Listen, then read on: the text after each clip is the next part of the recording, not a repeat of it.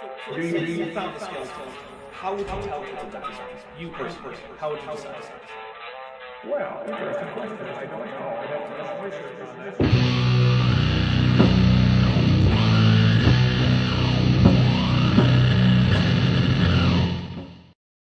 Hey everybody, welcome to Dapper Reacts number, I don't know what this is, 113. I'm about to unmute my guests because they won't stop talking when I say that we have 20 seconds left. Vish and I were about to throw down. We were getting ready. I can tell you were about to have a fight over a Hebrew letter, which I can't imagine a place where that would be more likely to happen.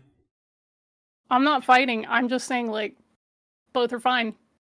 Get over it. That's fine. They are, but you know what? They don't even know what you're talking about. The way I teach it, and I think I teach it in a manner that my students are best understood. So that's fine. I'm not saying teach it a different way. I'm saying that when, for instance, Christians learning Hebrew, they go, well, it used to be wow, but that's antiquated. Like, no, it's not. No, that that's attitude not. of it's old, therefore it's like not okay. I'm like, what? No, that's ridiculous. Got that backwards though. So basically, in case everyone wants to know, this is basically how the pre-show goes. Seminarians learn the antiquated pronunciation because they want to be want to be pretentious about it. Then why don't they do that with because Greek? that's the way Jesus spoke it. That's not though. That's definitely not the way Jesus spoke Greek. Well, tell them that. I will. Right? I have. Okay. I don't know, man. Sorry, I'm sorry. I have big popular website called Hebrew for Christians, and it's very much like Provav. By the way, so yeah, guys, I used to use that website. Welcome to Dapper Dinosaur. This is Dapper Reacts. Apparently, we're reacting to how other people pronounce ancient languages that are no longer like spoken languages that are like used in conversation anymore. They showed up for the not a linguist. Yeah, I mean, this would have people what they want. This would have been actually more appropriate for the not a linguist show. But welcome everyone. Welcome Vishanti. Welcome Kip. I'm not going to ask how you two are because everyone can tell. I am here. We're going to be doing spicy today. I can tell. So we're here to do some more of the Bodhi's Hodges Tower of Babel book. We do have a super chat goal, which is the teal super chats. If we can get to 30 at the end of the timer, I will go and get something else from Vish's wish list because you know what, Vishanti's having a time lately, and you know what really helps when you're having a time is having a package show up, money, and having a package show up for something you might need. Which hey, that just means we're saving money on stuff she needs. Which by the way, Vishanti, feel free to put stuff that you actually need in there. Okay, I mean, I will take that roast because I know that it's probably 3/4 books. And in my brain, those are things I need because to me, learning is a necessity. Thank you, Kip understands me. And I forget to do practical things that aren't related to learning, so... Understandable. I'll take it, yeah. All right. So, where we are with Bodhi's book is, for some reason, Bodhi has a chapter called Were Noah's Three Sons Triplets, which is a weird chapter title because I've literally never heard anyone even discuss the topic, and I didn't even look at what was on the screen before I got here. What the fuck? You were sorry. There's our first. Damn it! There's our free one. Shoot. Wow! In the first 4 minutes. Yeah, we didn't get very far in. Yeah, we could get 100 pounds of rice for Vish. I need to put it on the wish list first. Put some. What is going on? I don't know because here's the thing. I don't understand this. I have never heard whether or not his sons were triplets as even a discussion. I would say there's absolutely nothing in the text that indicates that they were triplets, but then again, it doesn't exactly say they weren't triplets. So like I don't know. I don't know why you would assume that. I don't know what problem that's supposed to help you solve. Also, what are people drinking today? Coffee. Earl Grey. Nice. Hot. Okay. I am drinking a drink that I am calling a Canadian Fizz, which is this is Seagram's maple syrup, lemon juice, shaken with ice, double strained into a highball glass and topped with club soda. Oh. Wow. Yeah, I made an actual Yummy. cocktail. Sounds is this how is it? It sounds good. It's nice. It's you got to be careful with the lemon. It's very easy for the lemon to make it a little bit too tart because the club soda will actually increase the acidity of the whole mixture. So you're gonna probably have to dial in the no such lemon thing to as taste. Too tart. To me. Well, There's okay, no maybe. such thing. But yeah, and also, how strong it's going to be is going to depend on how much club soda. So more club soda is going to be a less strong drink in terms of flavor and alcohol content. But basically, it's a fizz version of a maple smash, which is usually bourbon and maple and some citrus. And it's not usually topped with club soda, but I mean, you can top anything with club soda. It's club soda. Who cares? Yes, true. And also because I didn't want to just come here with what was mostly a glass of whiskey. Wanted to have something that I could actually take reasonable volume drinks of without getting completely hammered in the first 10 minutes. So that's what I'm drinking. I call it a Canadian I, for one, fizz. Appreciate your solidarity. Yes. Definitely. Well, I made sure that everything that I put in here, except for the lemon juice, is a product of Canada. Sorry, Canada. I don't think I'm ever going to get Canadian lemon juice. That just doesn't seem like a reasonable thing.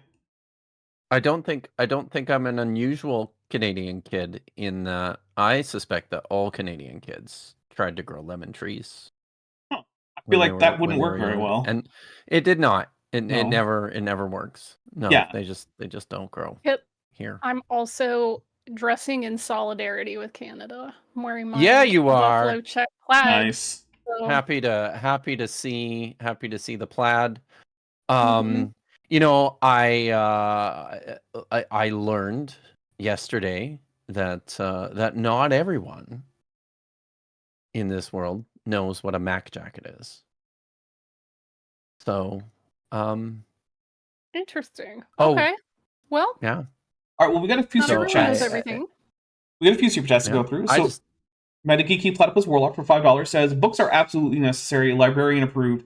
Don't make me shush you all. I will summon Godzilla and Mothra to join me in shushing, and I will take a drink for that. And I feel like they would be really bad at shushing people, but what do I know?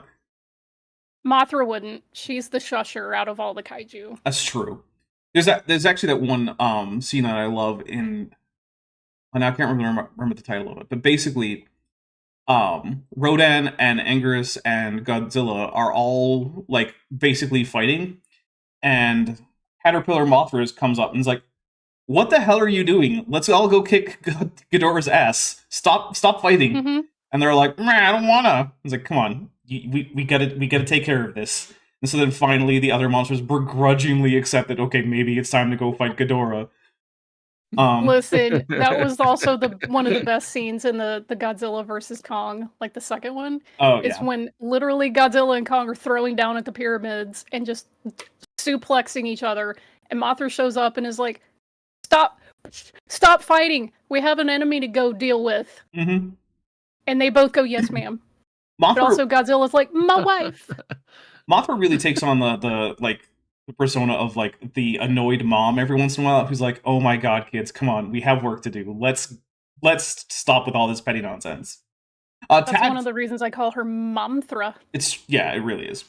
Tad for $5 says, if we all super chat, they can't read the book. AIG is a pouch of peni with a Mothra. Thank you very much. We'll take another drink for that. And then Tad gifted a membership, so we'll take a drink for that too. Thank you very much. Awesome. I just wanted to let y'all know that she's here. Oh, good. For any shushing or settling down that we may need. Also, maybe potentially self-sacrifice so as to save the world every once in a while. It's okay, she'll come back. She does always come back. That is sort of her thing, is rebirth. Yeah. All right, so...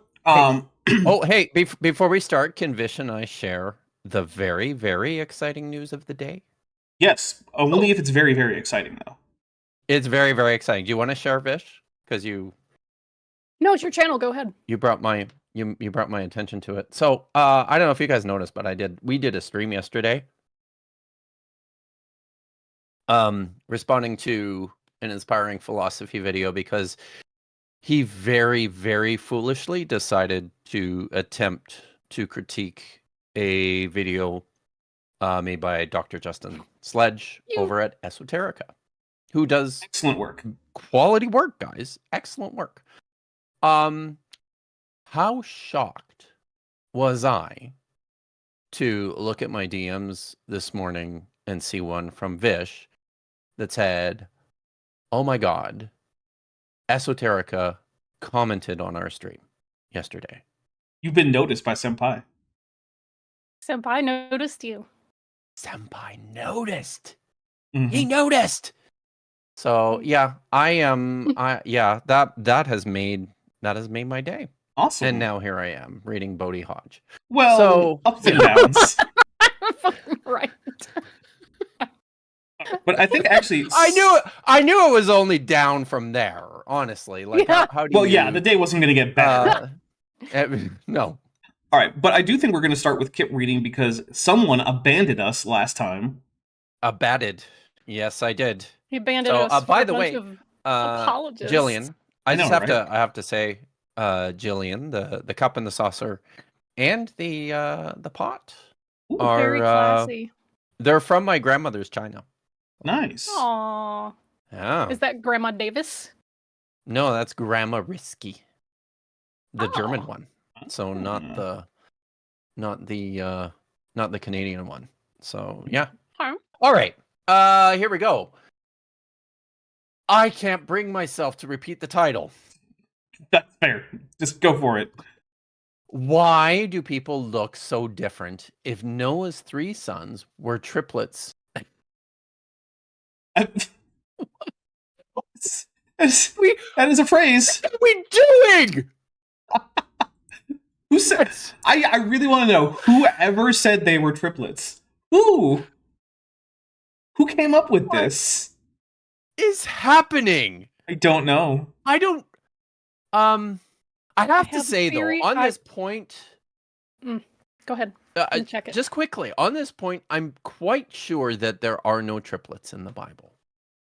Lots and lots of twins. Mm-hmm. I would say Jacob and Esau. there are no explicit triplets in the Bible. No, but here's the thing. Since the Bible is technically a work, now settle down, everyone, is technically a work of fiction. I would. I don't like that genre title there, but I get it. You get what I'm saying? Yeah. When I'm using this word, when I'm saying, I'm suggesting it's ancient literature, so it's impossible to adequately classify this stuff. Yeah, I would say it doesn't fit into the puny little modern brains. Yeah, I would say it doesn't fit into the modern conception of fiction, but it's also doesn't Not at fit all. into the modern category of historiography. It's definitely not that either. Exactly. Yeah. Right. It's So, because but it's an since- anthology, so there's a bunch Yeah, of yeah, different genres. Yes, but I think you what we have to say is there's virtually no nonfiction in the Bible. Well, I guess I would say that that's Not probably a not lot even of fair it, but there either. is it is a literary some. creation whose It's primary yes. concern was never the literal history of the events. How about that? Exactly. Okay. Yes. So, on that point, I would say now I'm just scrapping the New Testament here too. So, but on that point, I would suggest that unless there's explicit attention drawn to this identification, it's probably not there. Okay, that seems fair. We have a few things to read here. Rent tax bills are just lines on paper. Thank you. Who's been a member for 13 months? I love that.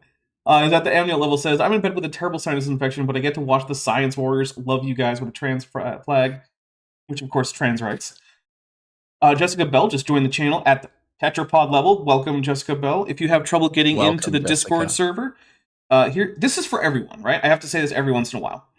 Never message me or email me asking me for a join link to the server because I will not give it out. He won't do it. I won't. He won't give it to anyone. I didn't even give it to Kip. No one. Nope. But here's what you do. Nope. If you join the Patreon or the YouTube membership, connect either your Patreon or your YouTube account to Discord under settings and connections. When you do that, below that will be a list of servers that you can join as a result of that connection, if any. If you are a channel member or a patron and you have done that, my server will be on that list. click to join it, and you will join it. And I will absolutely not give anyone the join link. In fact, not. Yep, even Kip, Under pain of torture and death. Chesh, neither of them have the Vishanti. She doesn't have the join link. No. Yep. I mean, I don't think Chesh is in the server, but I'm pretty sure Kip and Vishanti are currently. I definitely am. Yeah. Well, you're like I don't know. I honestly, you I have don't a think Tetrapod membership. I have. Yeah, But as Tat says, make sure it's the right YouTube account. It has to be the one that you have the membership with. All right. Pillowpunk, half dog, half canine for $5 says the triplets thing reads like he was trying to settle an argument he was having with one specific guy. That might actually be it. Right. Like one guy once was like, "But what if they're triplets?" And Bodhi's like, "There's not. I don't think they're triplets. It's dumb." Honestly, this whole section totally it. I've went chasing a rabbi trail, so let me know when you're done, and I'll. This whole section feels to me like it's about to be what you might read on like the Usenet forums in like 1998 about some guy's like weird headcanon about Star Trek.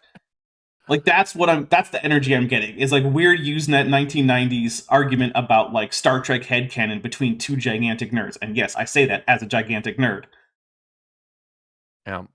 I'm not on Dapper's Discord, but I have a very, very carefully curated Discord space. So, anyways.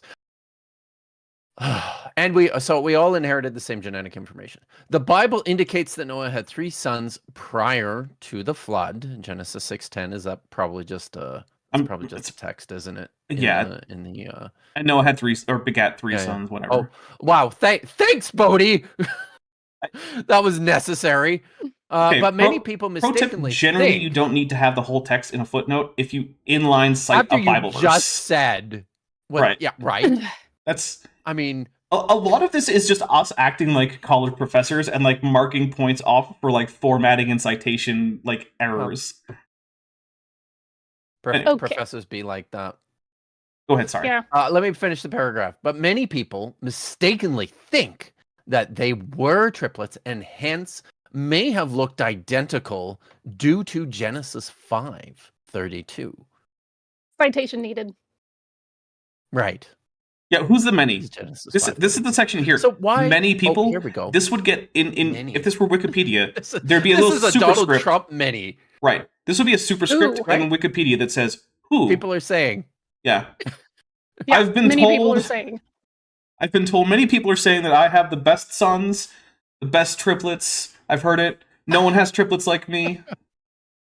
Okay. So I thought, well, maybe he heard a botched rumor that this is a tradition from Judaism. Because sometimes Christians hear about stuff and get it wrong. And I thought, but I don't remember any of the sages saying that the 3 sons of Noah were triplets. So I went just to check. And the closest thing you're going to get is in Sanhedrin.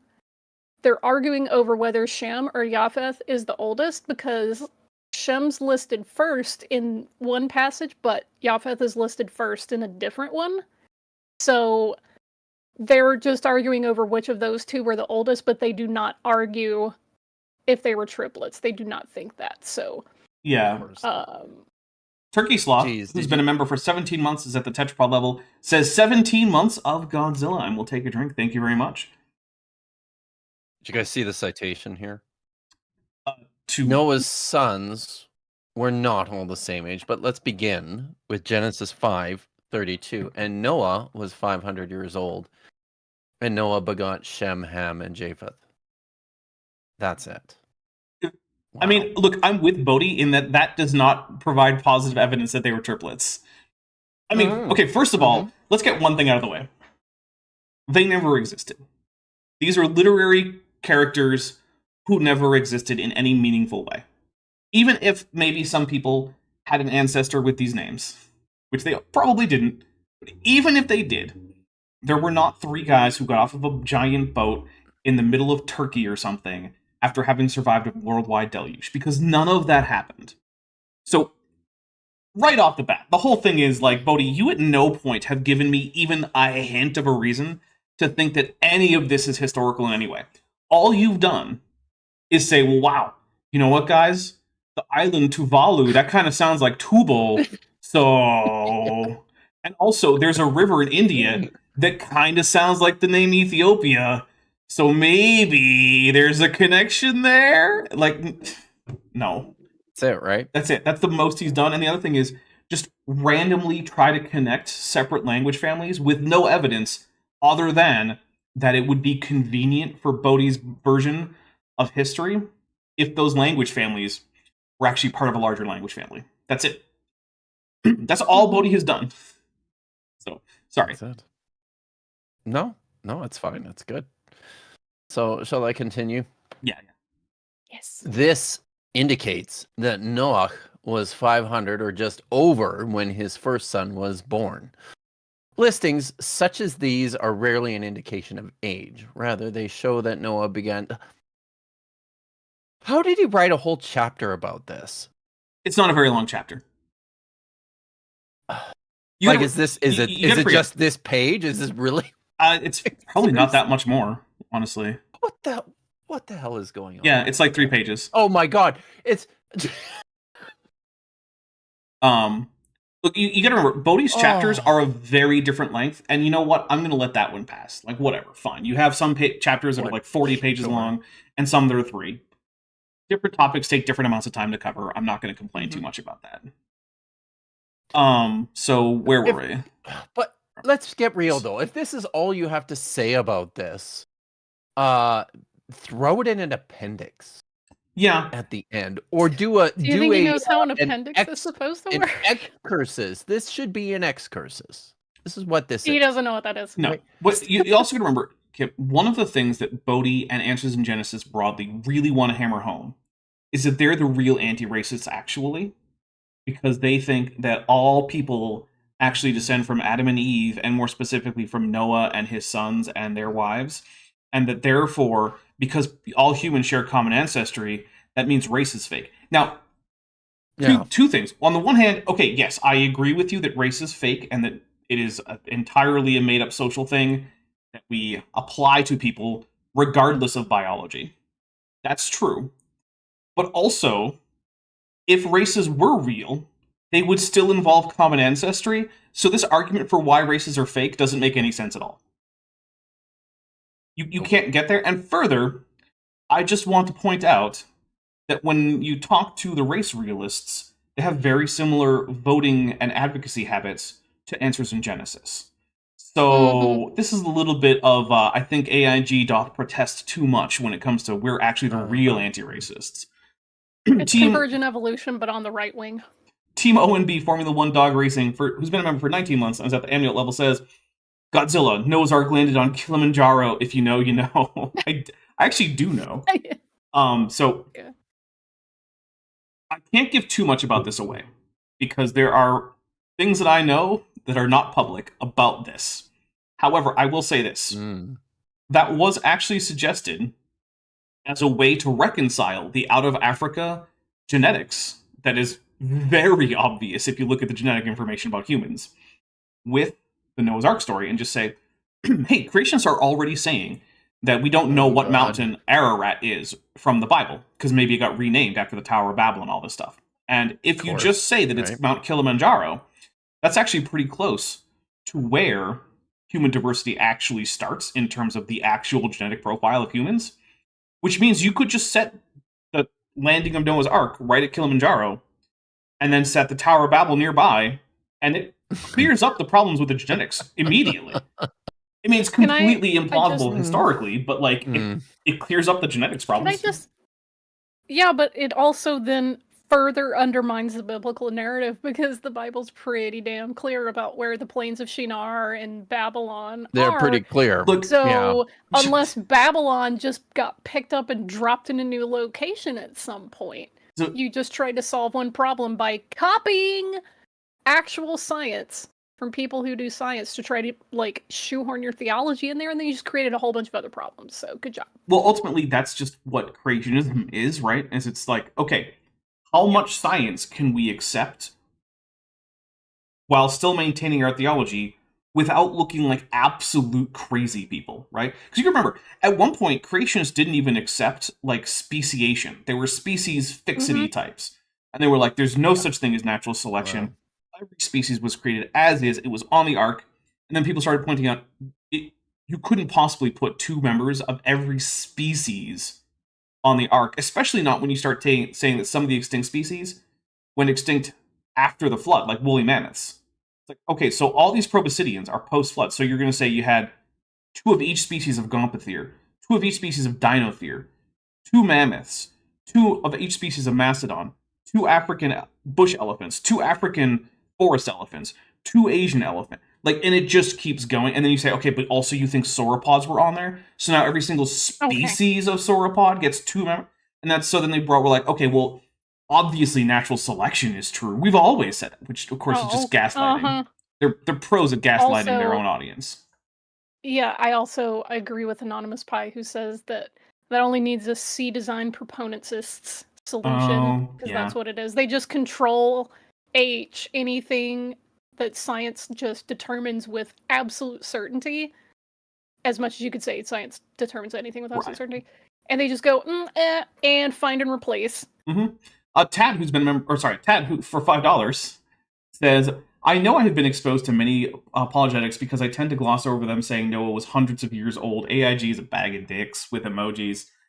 Yeah, that is one of the things. Is like at this point, like we all know that they think that age of 500 is plausible for no reason at all. I'm gonna take a drink for that though. And yeah, so let's keep going here. All right. Noah began having children when he was 500. Genesis 11:26. There's the text. The listing of children often started with the most important one, though through Shem we received the blessing of Christ. Because I'm positive that's what the author. Or the author was like, hey, this is the one I think is my ancestor, so I'm going to put him first because that's my guy. That's Jesus. Also a possibility. It's all Jesus, guys. Yeah. We know the relative ages of each from Genesis 10:21 and Genesis 9:24. And children were born also to Shem, the father of all the children of Eber, the brother of Japheth, the elder. Genesis 10:21. Sorry, I said Aber. I probably should have said Aber. So Noah awoke from his wine and knew what his younger son, Ham, had done to him. Genesis 9:24. Brackets, my. Thanks, Bodhi. That's what brackets mean, my guy. That's what brackets are for. Jeez. Right, yeah, there's a hole in the Bible right here.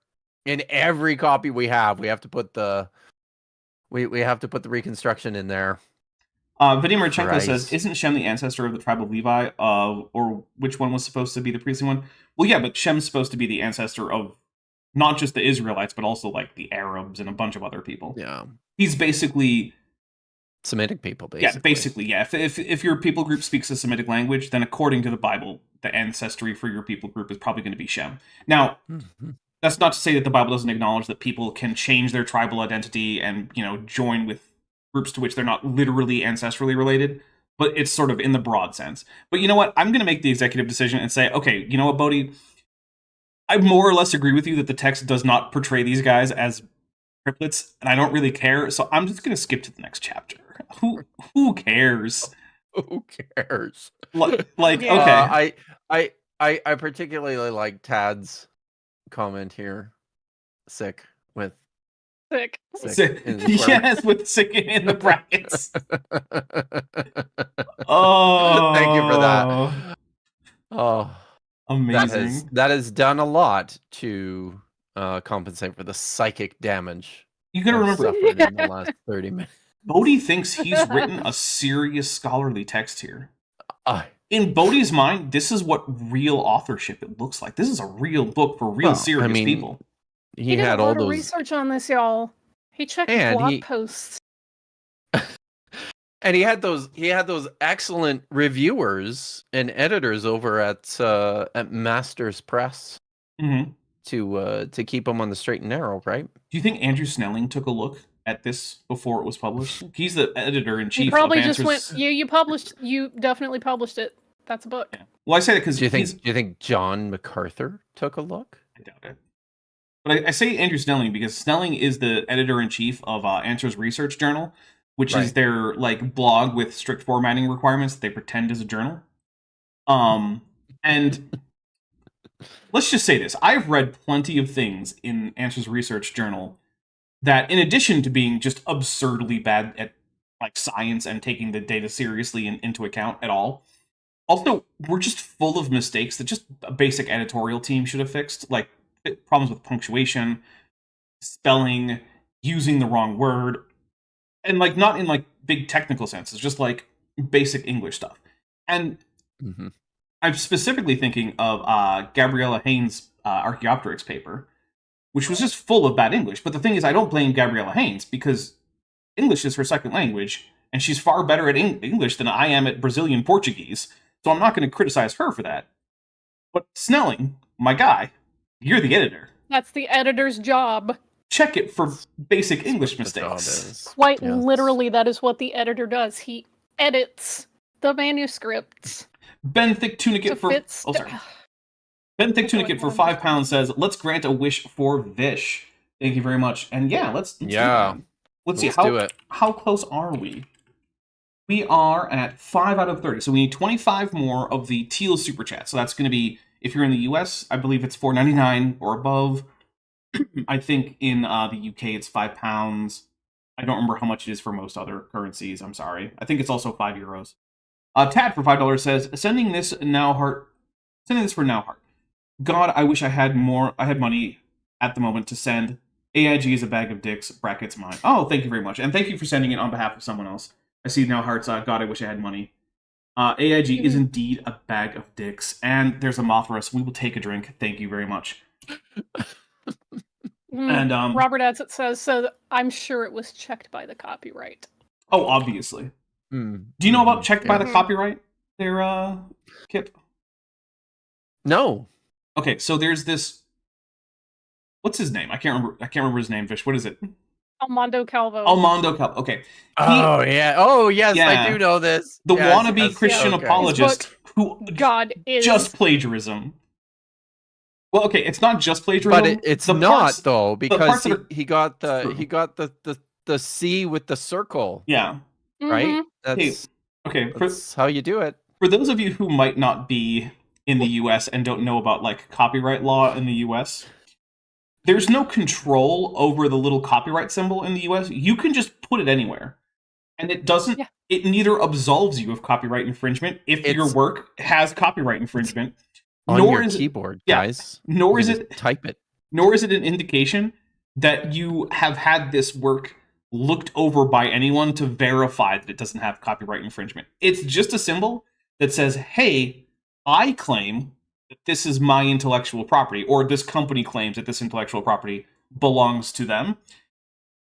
It's a warning. It's not a certification. And you can't have things checked by the Copyright Office.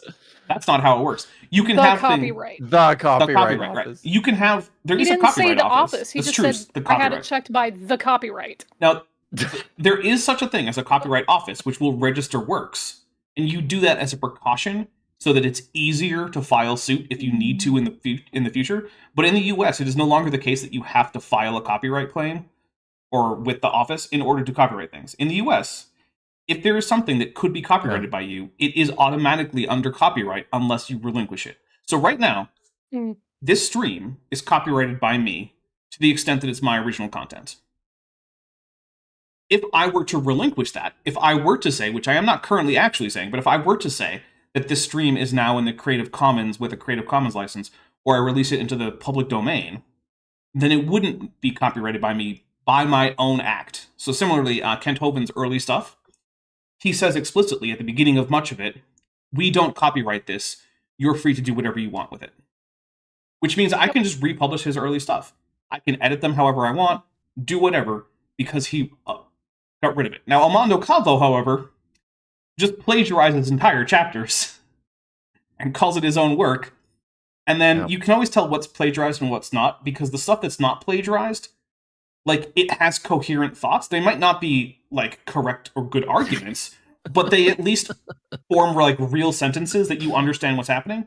Whereas Armando's stuff is just incoherent gibberish. He does not seem yet to grasp how English plurals work. If you have a noun that ends in a T, I don't think he understands that you still need to add an S after it. Sometimes, yeah. The thing is, some of that I'm going to say is probably a result of his native dialect. Well, the other part is like, okay, but you were writing what is supposed to be a formal work. And in that case, you need to adopt the sort of standard literary dialect that English uses for like serious, like philosophical or academic or professional writing. Because, yeah, I mean, which I isn't how anyone fully- speaks, really. No one speaks in I academic understand. writing.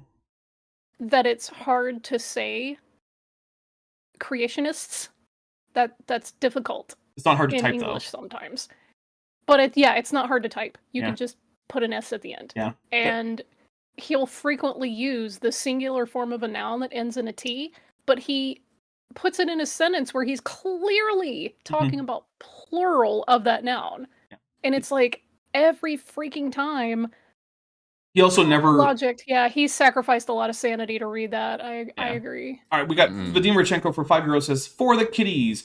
And then Linguistics is just fancy animal sounds geek who's been a member for 23 months and is at the Amniote level says, I am back for a live stream and so is the Mudkip. Awesome. Thumbs up. What awful person are we talking about? Did we get Bilboed? No, we did not get Bilboed. Also, 23 months now. Wow, that is a long time. It's almost 2 years. Twice around the sun. All right, let's keep going. Linguistics is just fancy animal sounds geeks. Followed that up with we're still on Bodhi. Oh, yeah. Yeah, we are. We're well past the halfway point, and we did just skip a chapter. Yeah. Well, we skipped most of the chapter, Yes. but let's True. start this Very one. true. So I gotta say, I mean, I'm not a big fan of this chapter title.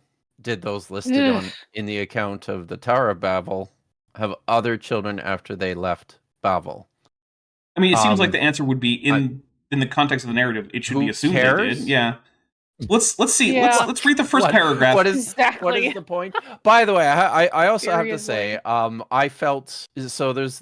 I've discovered that there's so much bleed over now between your channel, Dapper, and mine, that there's Good. lore Mhm. that is made its way into my streams, and I Excellent. felt bad Yep. for poor Chrissy Hans, and I feel bad often for poor Dr. Josh, who get flummoxed by things that they have no idea how to interpret. So, anyways, there are times when people look at the Table of Nations in Genesis 10 and see a rigid set of families and assume this was it. That's Nope. a terrible sentence. Yeah. In other That's not words, true. no. think he's They see projecting. these names, probably. But let's be fair. There are people like him. So, Yeah. but so this is the another Trumpism at play here. Yeah. I think this is another example of like he had this conversation one day and it Yeah, became a right. chapter in his Yes. book. How many of these conversations do you think he occurred with Big Daddy Ken? Oh. I don't know, because part of the thing is like I don't know that Ken Ham actually has thoughts about Bible interpretation. Because he other than enforcing the basic young earth creationism topic, outside of that, I've never heard him discuss like what the meaning of the text is, like what is the actual like what's the point of the parable of the prodigal son, like what's the lesson we're supposed to draw from that. I've never heard him say things like like how should we interpret what this part of like the law code means for us today. Like never. It's always just like, do you accept the authority of God's word? And if so, then you're a young earth creationist. And if you don't reject, if you do reject the authority of God's word, then you're going to hell. And were you there? Yeah, like that's Yeah. other. And then he'll also talk about what he thinks of as like science things. Like he'll pretend that the platypus is some kind of weird mystery creature, which it's not. He'll also pretend it's like a weird chimera, like it literally has snake venom, which no, it doesn't. It does have venom, and it does have a similar mode of action to snake venom, but it is not chemically similar. It is in fact quite distinct Also, chemically. Do you think that he would be really upset to learn that the duck-billed platypus had a duck bill before ducks? Yeah. Well, and also, its bill isn't actually a bill. It's a fleshy protuberance that extends from the nose. It's not actually a hard keratin bill at all. If you were to touch it, it feels like leather, not like a hard, horny duck bill. But the platypus is so Yeah. cursed. A little bit. You don't ever get close enough to those actual duck bills without suffering.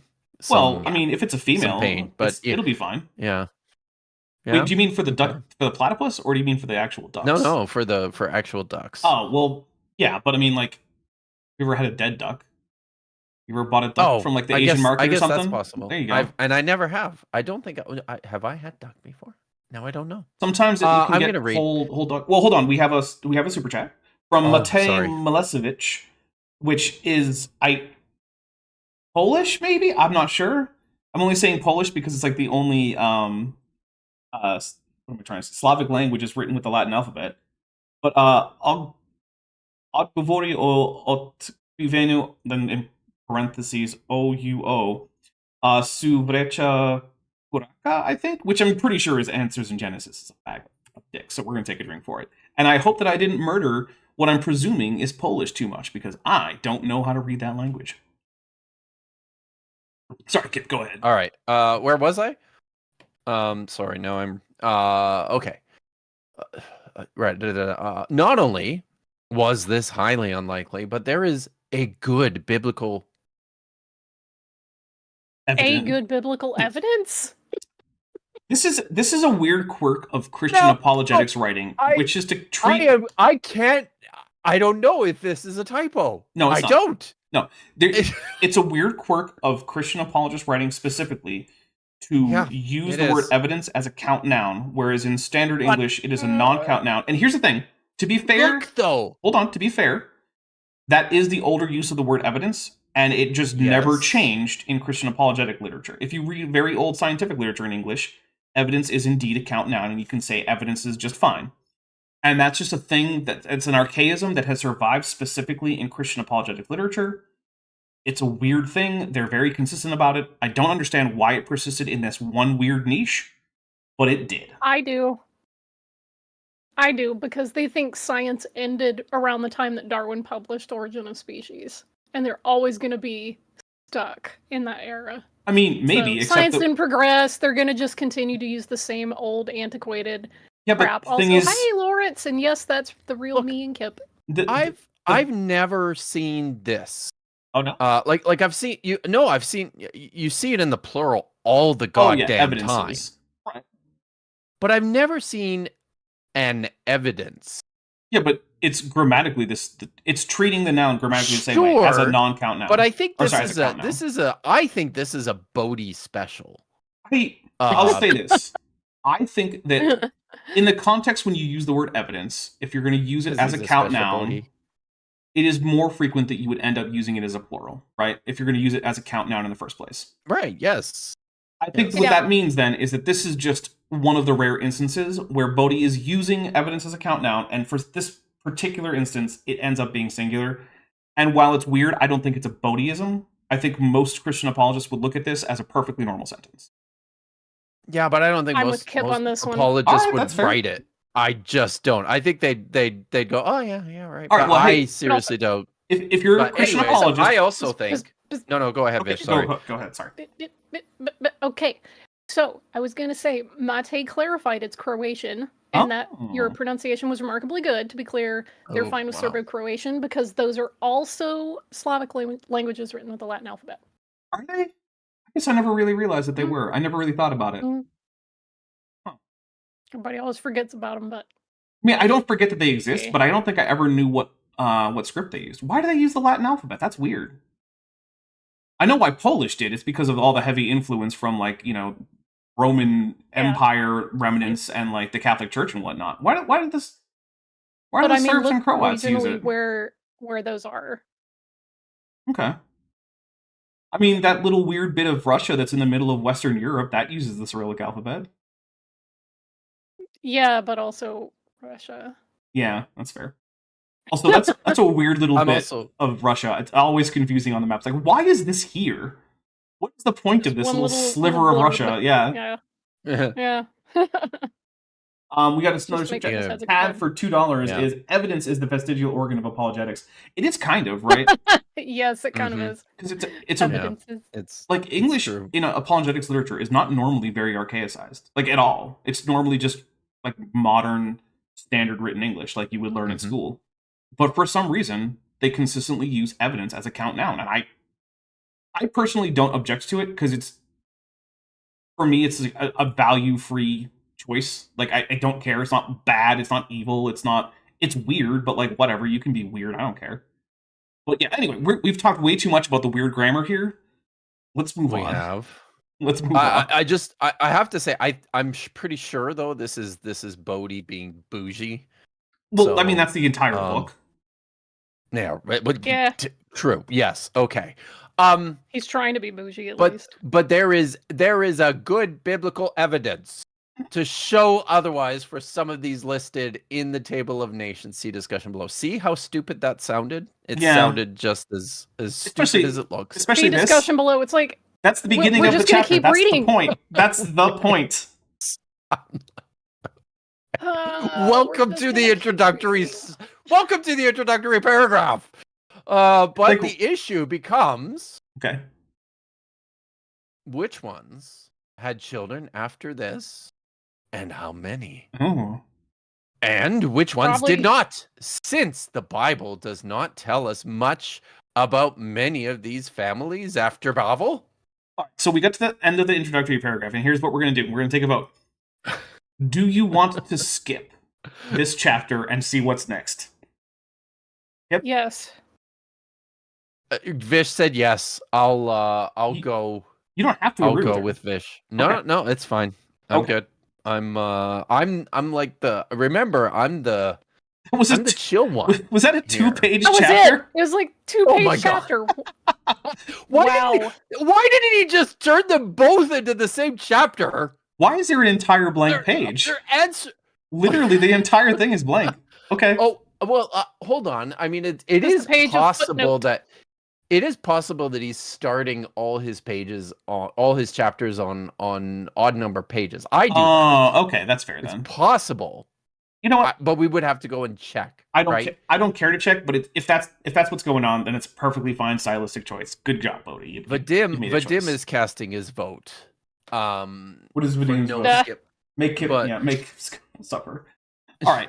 Did people really live those great ages from the creation well past the tower? About, I'm actually a little bit curious about what he has to say about this, because the thing is, there are aspects this of is biology that say that the answer is no.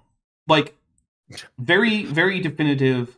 No, they did not. That is not like physically possible. There's aspects of philology that's saying no. Well, there's that too. Yeah. So, but let's go. Do you want to keep going, or should we just pass it off to Vish? Yeah, just pass it off to Vish. No, you can keep going if you want to. Oh, okay.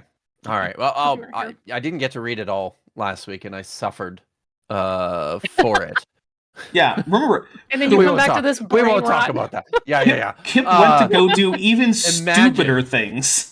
Yeah, And I he thought that was possible. He paid to do that. He could have been Not here much, it was for only $50. free, and instead he Spent your paid own money. to be I exposed got to meet a even... fan. Oh, well, that's Did cool. I tell you that I got to meet a fan? That made it worthwhile. Yeah. So Okay. imagine. But you also had to spend time in the same frame as Ruslan and Westhoff, so Ruslan's a very nice guy. Also, Jillian San Andreas Okay. Fountain Wren says, but Dapper, have you considered... Just saying. Yeah-huh. I had not considered yeah-huh, yeah. I don't do this whole thing of like, well, their positions are bigoted, but they're polite. I don't care. I know. Don't I care. Look, the Bigots worst... aren't just I know. mean people typically. Here's the that's thing. the banality of evil. The the absolute thing. worst people you can think of had friends and family to whom they were excellent, That's who true. saw them as kind, Mhm. loving, generous. There were people who were personal friends, Adolf Hitler, and who, if you asked them to describe him, Makshimo. would not have a single bad word to say. And the thing is, they're probably not lying when they say that, because that was their experience of that person. Doesn't matter.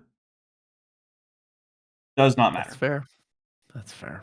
It hurts And since my it's soul. Shoshan Purim, I will say Yamak Shmo. I will say the one exception does actually seem to be Donald Trump, because I've never found anyone who spent more than a few days in his company who had nice things to say about him, who were not also currently in danger of like financial or legal trouble if they said bad things.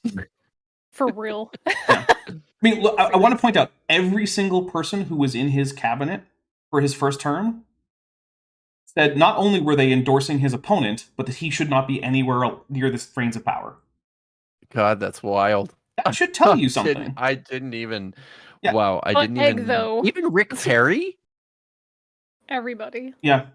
Everybody. You know what's even funnier to me is that Trump can literally even insult Roy Marco Moore Rubio and was he technically shit all over his Sorry. wife.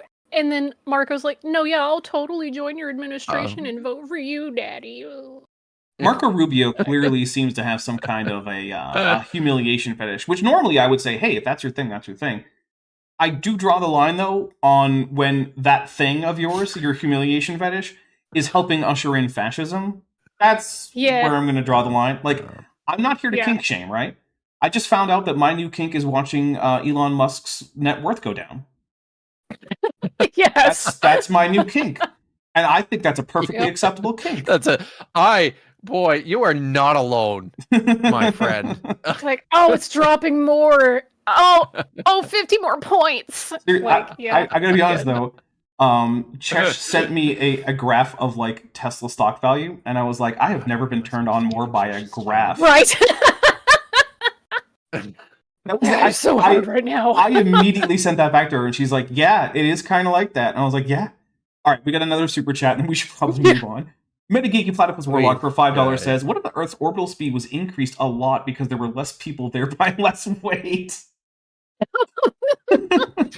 Also, trans platypus gals kick ass with a trans platypus. I don't know about any trans platypus, but you know what? If you're out there, we support you. Yeah.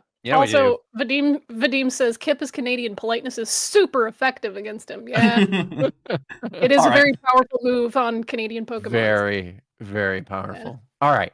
Effective. Imagine the possible headlines of long ago. Methuselah and Adam have long talk.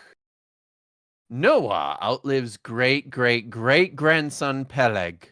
Shem and Abraham go fishing. All right, I want to pause for Many a second people... Here. Okay.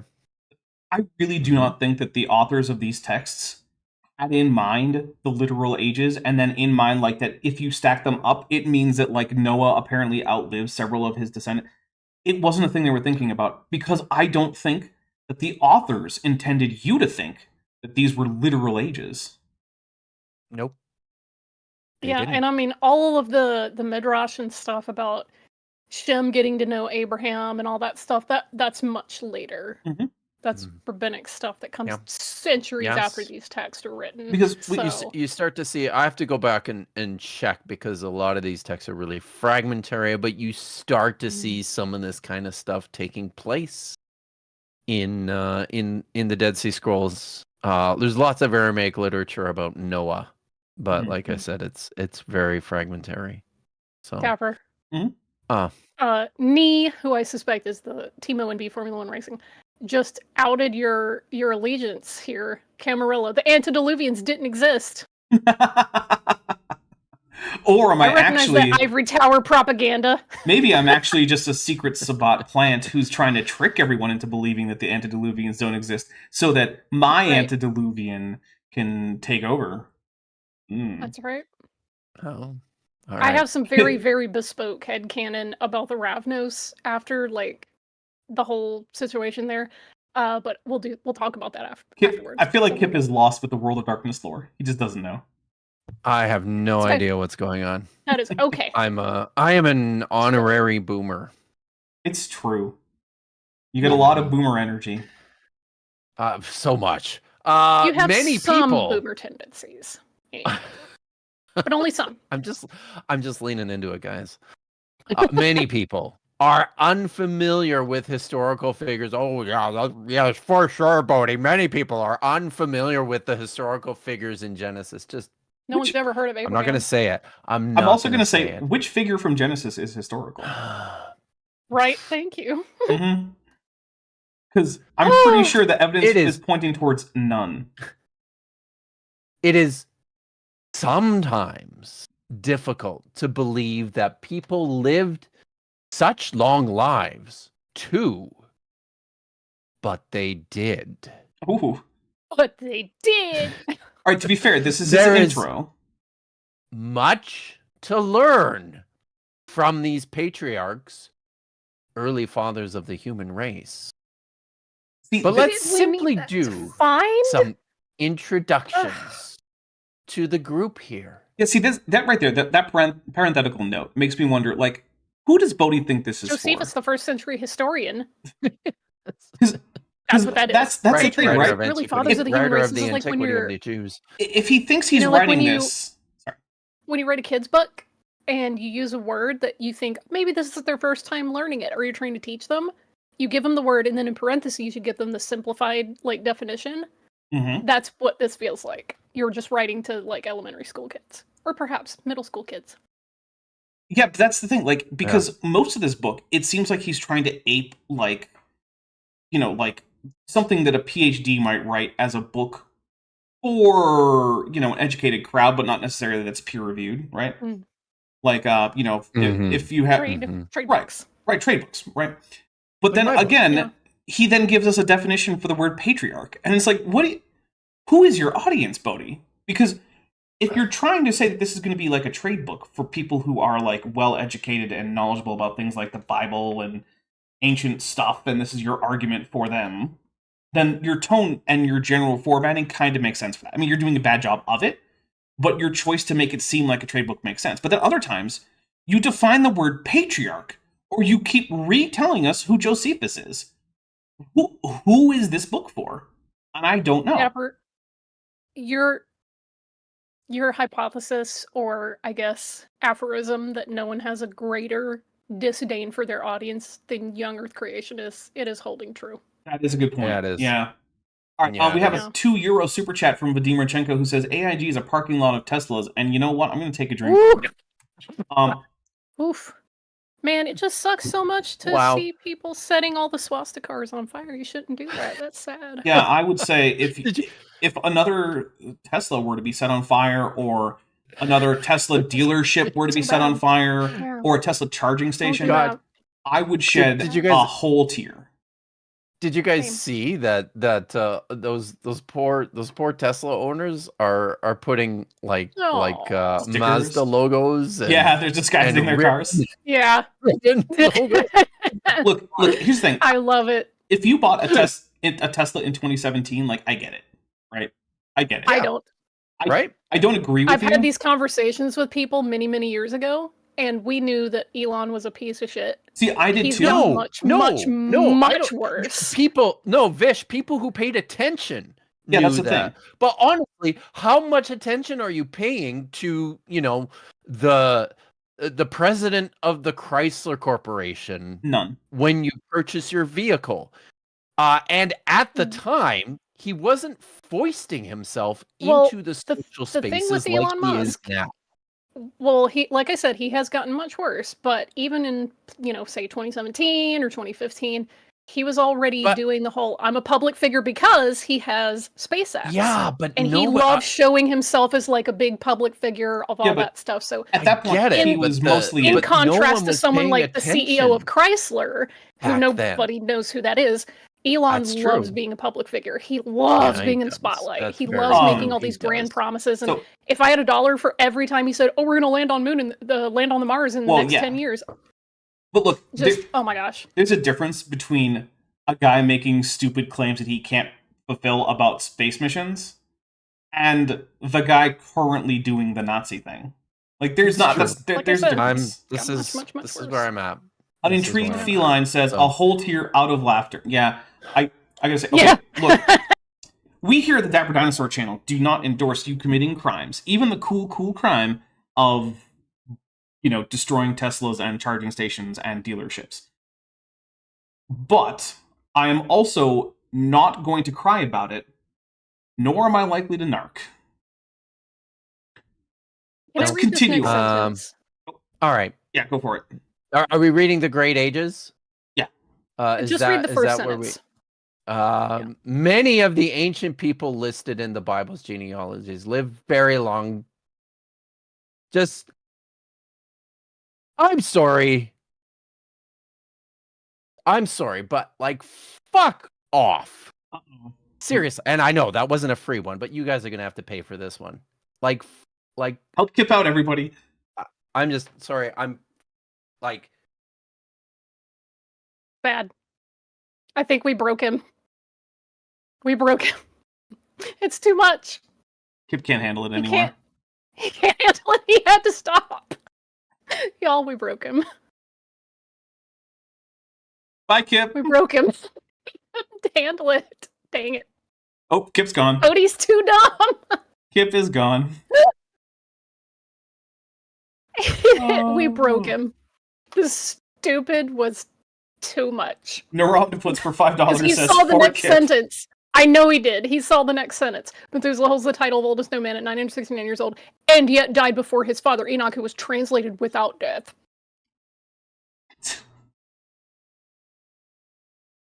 All right, well, let's put something in place of the blank space that we now have. Here we go. I mean, put this, and then there we go. We broke. I think Kip is gone now, everybody. John Hopkins for $10 says for Kip. Okay, well now that Kip has that one paid for, we have half of a F-bomb in the bank. All right. And also, hey, poor Kip. we're 2/3 of the way to getting Vishanti a nice gift from her wish list. And also, I'll be honest, helping me stay fed and housed and clothed, because, the majority of the super chats go towards me not dying. You know what? Instead of putting 100 pounds of rice, I just remembered that my rice cooker broke, so I will put a rice cooker on Oh, there you go. Just remembered. Yeah. I eat a lot of rice. No. So, saying. A Mexican Filipino person who might be eating a lot of rice? Oh my goodness. Who's ever heard of such a thing? Inconceivable. Regios, who's been a member for 53 months and is at the tetrapod level, says, Kip questioning what led him to this point. Yeah. I think we saw his soul leave his body, honestly. Kip might have to come back after we pick a new topic. Alright, so let's see. Methuselah holds the title of oldest known man. Yeah. After Methuselah died, the flood came. After the flood... Okay, chat, here's a question, real quick. Should I look for the 4-cup rice cooker, or it's 8 cups cooked, or the 20-cup cooked, which is 10 cups uncooked? Which of those two quantities should I look for in a rice cooker? How much do you normally eat? Let y'all decide. You don't understand how much rice I eat. Well, I mean, so the part of the question, though, is like, do you plan to cook a serving of rice when you use the rice cooker, or do you plan to cook, like, several servings and then I cook put multiple them away? servings, and I spread it out throughout the next few days. Then I would expect you to go for the bigger volume. Okay. I'll let chat also give their... All right. Well, we'll add it as a poll. That's how that works, right? Polls. Okay. Sure. Start a poll. What size rice cooker should Vish get? And we'll say there was a 4-cup option, right? Mm-hmm. Uncooked. Yeah. And what was and the other one? Versus the 10. 10 cups. Yeah. And then we'll add the option just use a pot, man. Because, I mean, maybe some people... You also need to take into account the fact that I have ADHD, and I have to have, like, stop gaps in place so that I don't leave things unattended on the stove. That's fair. With open flame. Just saying. Let's see. Josh McGee's for $5 is contributing to the F-Bomb Fund, which actually brings us to one F-Bomb left that we currently have funded. And then for $20, Nima says, for Dapper and Vish and in memorandum of... I think you mean in memoriam, but that's okay. I choose to read this as in memorandum because that fits with Bodhi's, like, that is a vibe. That is a thing Bodhi, I can picture Bodhi saying, yeah. In memorandum. Bodhi. The thing is, Bodhi just needs an editor. I mean, that's also an Almondo thing, but it's more Bodhi coded. Look, Bodhi's never going to watch this, right? But Bodhi, if you ever do watch this, obviously I disagree with you about basically every claim of fact that you have in this book. But I'm just going to say, this is an honest piece of advice. Hire an editor to go over your manuscript. Right? Or since Andrew Snelling's not editing the blog, I mean, his journal, why don't you just ask him? Because he's obviously doing a bad job. So I don't think he would do a good job here. But yeah, like, look, Bodhi, you could pay me a reasonable sum to edit this. And I wouldn't go through with a fine-tooth comb to figure out where I think all the evidence proves you wrong. If you paid me to edit for, like, grammar and punctuation and spelling and word choice, that's what I would do. Like, you can find an editor. Go on frickin' Fiverr, man. I guarantee you can find someone you can do it on Fiverr. To go look at your manuscript and say, hey, you've got these problems. I did that for free with Vishanti for Josh Bowen. We went through his most recent slavery book in manuscript. And granted, Josh is a better author than Bodhi, so he didn't have nearly as many problems, but we still found some problems, and we're like, hey, maybe you should change this. Tiny little nitpicky things. Like, hey, if you're going to cite the Bible, you need to put in, like, the translation, or indicate that it's your own translation if it's yours. Minor things like that, right? Which he probably knew anyway. He just forgot. And that's okay. Bodhi, it's okay to let people help you. It's also stuff that his wife caught as well, because he had multiple people giving him another pair of eyes on it, so her grammar's very, very good. Well, I mean, I would expect so. Regios for $5 says, rice cookers are nice to do other tasks at the same time, cooking instead of watching a rice cook. Yeah, I mean, look, I really like my rice cooker. I use it. I pretty much don't make rice outside of the rice cooker anymore. And it also, those are really good for steaming vegetables, which I love. And it allows me to devote my entire focus to cooking the dish that will go with the rice, whether it's like beef, chicken, fish, tofu, whatever. I can put all my focus on there. The only thing I don't think I can do with rice in the rice cooker that I sometimes want to do is congee. I don't want to make rice cooker congee. I don't know how to time that out. I don't know what settings to use to make it so if I'm going to make congee, I'm just going to put it on the stove. And I'm going to get like an audiobook or something, because boiling congee takes a while. Which is why I sometimes also make grits, which is just white people congee. Yum, yum, yum, yum, yum. Although outside of the South, it's actually black people congee, but whatever. Because in the South, everyone eats grits. Outside of the South, if someone's going to make grits for me, if they're not black, I'm probably not going to like the grits. I'll be honest with you. White people can't make grits outside of the South. It's just a thing. If you have Waffle House near you, those are usually A+. Even when they got white people working on it? Oh, yeah. You don't understand. Waffle House people, like, to get hired there, you have to know how to cook the food to standard, but also you have to know how to fight. So I trust Waffle House people more than I trust most folks anywhere, because it's not a Waffle House, it's a Waffle Home. Including the domestic violence. Also, well, I was going to say Jillian was requesting that we take a quick intermission so she can shift laundry and not miss things.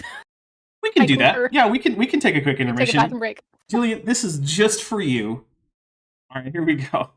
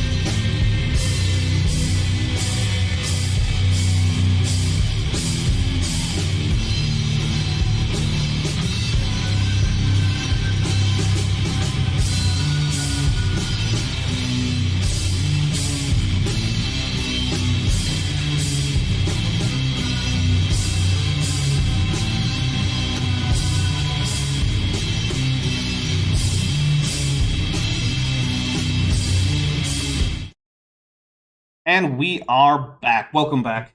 So I'll do a quick after the break thing, which is to say, hey guys, thank you so much for all your generosity. And remember, this channel is almost entirely funded by the direct support of my viewers, whether it be viewers like you. Exactly, whether it be through Patreon, the channel memberships, super chats, all that stuff. So if you aren't currently someone who's really enjoying the channel and you think you want to help out, in addition to just, super chatting, giving super thanks, things like that, if you want to help out in a more recurring, regular way that helps me budget, because I gotta say, I love this job. I love doing this for you guys. But I was just talking about on my Discord that the fact that my income is very variable makes it makes me feel a lot poorer than I am. And so, just the other day, I was looking at my Steam wish list because there's a Steam sale on, and it's there's a bunch of stuff for $4, and I'm like, I know I can afford $4. I feel like I can't because of that. And so, if you want to help ease that a little bit, the Patreon and the memberships are great ways to do that because those are regular, recurring that I can help budget with. So there's a Patreon link to my description. There is the channel membership. You can just join right below this. Also, both Kip and Vishanti are linked in the description. They have links to their Patreons over on their channels. Also, I put Fish's wish list on Amazon in the description as a separate link, which I don't always do because I forget. So it happens. But I am pretty consistent with linking to her channel where you can also find the link. So it's not like I'm hiding it. But I also have a wish list on Amazon if you just want to help out with that. And the point of that is usually to make here's what I'm going to describe it. It helps prevent burnout when I get things, even just little things, right? Even if you get me a $4 bag of candy from my wish list, it lets me know, hey, someone's thinking about me. Someone cared enough to actually get me something from the list of things that I say that I want, and that makes a lot of this easier. Does it make logical sense? No. Do I care? Also, no. So there's that. There's also a merch store. You can find some merch on the shelf below this video. If you don't like any of that, click through to the merch store. There's other options. I don't take out of that very often. It's usually less than once a year, but when I do, it is helpful, right? So yeah. And if you are already supporting, thank you so much. I really do appreciate it. All right, we got a Demon Trigger with their first super chat on the channel. Says for the rice. Getting us almost halfway there. We only need 16 more $5 or more super chats, and then we can get Vishanti something from her wish list. I'm remembering to put practical, actual things on it, not just books. Yeah. So I am going to say we can probably close this. About 2/3 of you have voted, which is probably everyone who wants to. So, who won this? What size rice cooker should Vish get? 51% say 10 cups. 28% say 4 cups, and only 19% say just use a pot, man. I've cooked rice in a pot before. I'm just really not that great at it, and again, I can't trust myself with my ideas. Well, look, I mean, just use a pot, man was mostly just there so I could have a third option. So. Yeah. All right. Age of the Patriarchs from Adam to Jacob. All right. Oh, that means that's the taken up into heaven. I was like, why? They're all translated. And I get what that means. Okay. Right. Yeah. Poor Nahor. Only 148. Oh, Nahor. All right. Until the flood. Living. Oh, this is you. I'm sorry. Go ahead. Oh, okay. Sure. Woo! Nahor 148, Terra 205, Abram later named. No, we're not going to read the whole thing. Just feel free to start whatever. there. Okay. Yeah. Until the flood, Noah's day, because everyone forgot that part. Living to about 900 was the norm, except in the cases of Enoch or Lamech, like Elijah. Enoch was translated without dying. Oh, okay. Lamech, it seems, was a bit unusual by being about a quarter of a century away from making 800. Poor guy. Well, the overlaps. It is hard to imagine that Abraham could have spoken to Shem, Noah's son, who surely talked to his great-grandfather, Methuselah, who in turn overlapped numbers, okay, great, could have spoken to Adam, the first man, directly. Although the Bible never records that Adam and Methuselah or Abraham and Shem met, that possibility is likely. Consider the other patriarchs that could have talked to one another. Okay, so here's where we get to this problem, right? If only he knew about the fanfic part of Jewish literature. Well, I mean, there is that. But fundamentally, these were not ages that were supposed to be taken literally. And this is one of the reasons, there's a few reasons that we know this. One is, these genealogies fit well within the genealogical genre of literature from the ancient Near East, where the ages were more of numerological significance than they were of any kind of historical significance. Another thing is, also specifically because we don't have any interaction across these multi-generations, right? We generally don't get much interaction between these characters beyond 2 generations. Because that's what's normal for people, right? Not many people get to talk to their great-great-grandfather or anything. And the authors of these texts don't seem to be imagining that this overlap is real, right? Take a look at this overlap, right? So we have Shem outliving Arphaxad, Selah, Peleg, Ryu, Sirog, Nahor, Terra, and I think that's it, right? But that's not in the mind of the author, because the author doesn't actually really think that these are numbers that actually mean historical overlap, and that therefore freaking Terra can go say hi to Shem. They're not thinking about it this way. And even if they were, it's not the point of the narrative anyway. So right. This is, again, just if people knew more about their regional neighbors, like Babylon and Ugarit and things like that. Even Egypt, that was a big hegemonic power. This would just fit right in alongside those, because they have king lists where, so-and-so reigned for 50,000 years, and so-and-so lived for this long. That's par for the course. Let's see. Dutch man that's never saw Dutch man that's never saw snow tunicate for $2. Says rice cookers make superior rice. I mean, it is consistently very good. Very nice. That's the argumentum ad Thalassaru, who's been a member for 21 months and is at the amniote level, says, the ball-spangled AIG. Oh, say, can you see by the screen's early light what so proudly we memed at the Tuesday's last streaming? And then My Unfinished Journey for $2.22 says, Hail Nero, Daps, Dr. Kill, Vish, and Creative Grammar. Thank you very much. Actually... Yeah. I almost forgot. I have to do my obligatory Macy Cat. Oh, Macy Cat. Because she likes watching the streams. Yeah, it is nice to know that I have non-human watchers. All right. You want to take over for Patriarchs from Adam to Israel / or will parentheses Jacob? Sure. Everyone today shares the same lineage from Adam to Noah, since only Noah's family survived the flood. Technically, everyone today can be called Adamites or Noahites. Okay, thanks. Furthermore, everyone since the flood has an ancestor who never died, Enoch. Furthermore, everyone since the flood... Okay, after the flood, Noah's 3 sons and wives populated the earth. Noah had 3 sons, Japheth, Shem, and Ham. We know that. You had a whole chapter on whether they were triplets. We didn't forget who they were. Oh, there's the period. I was like, where's the period for his sentence?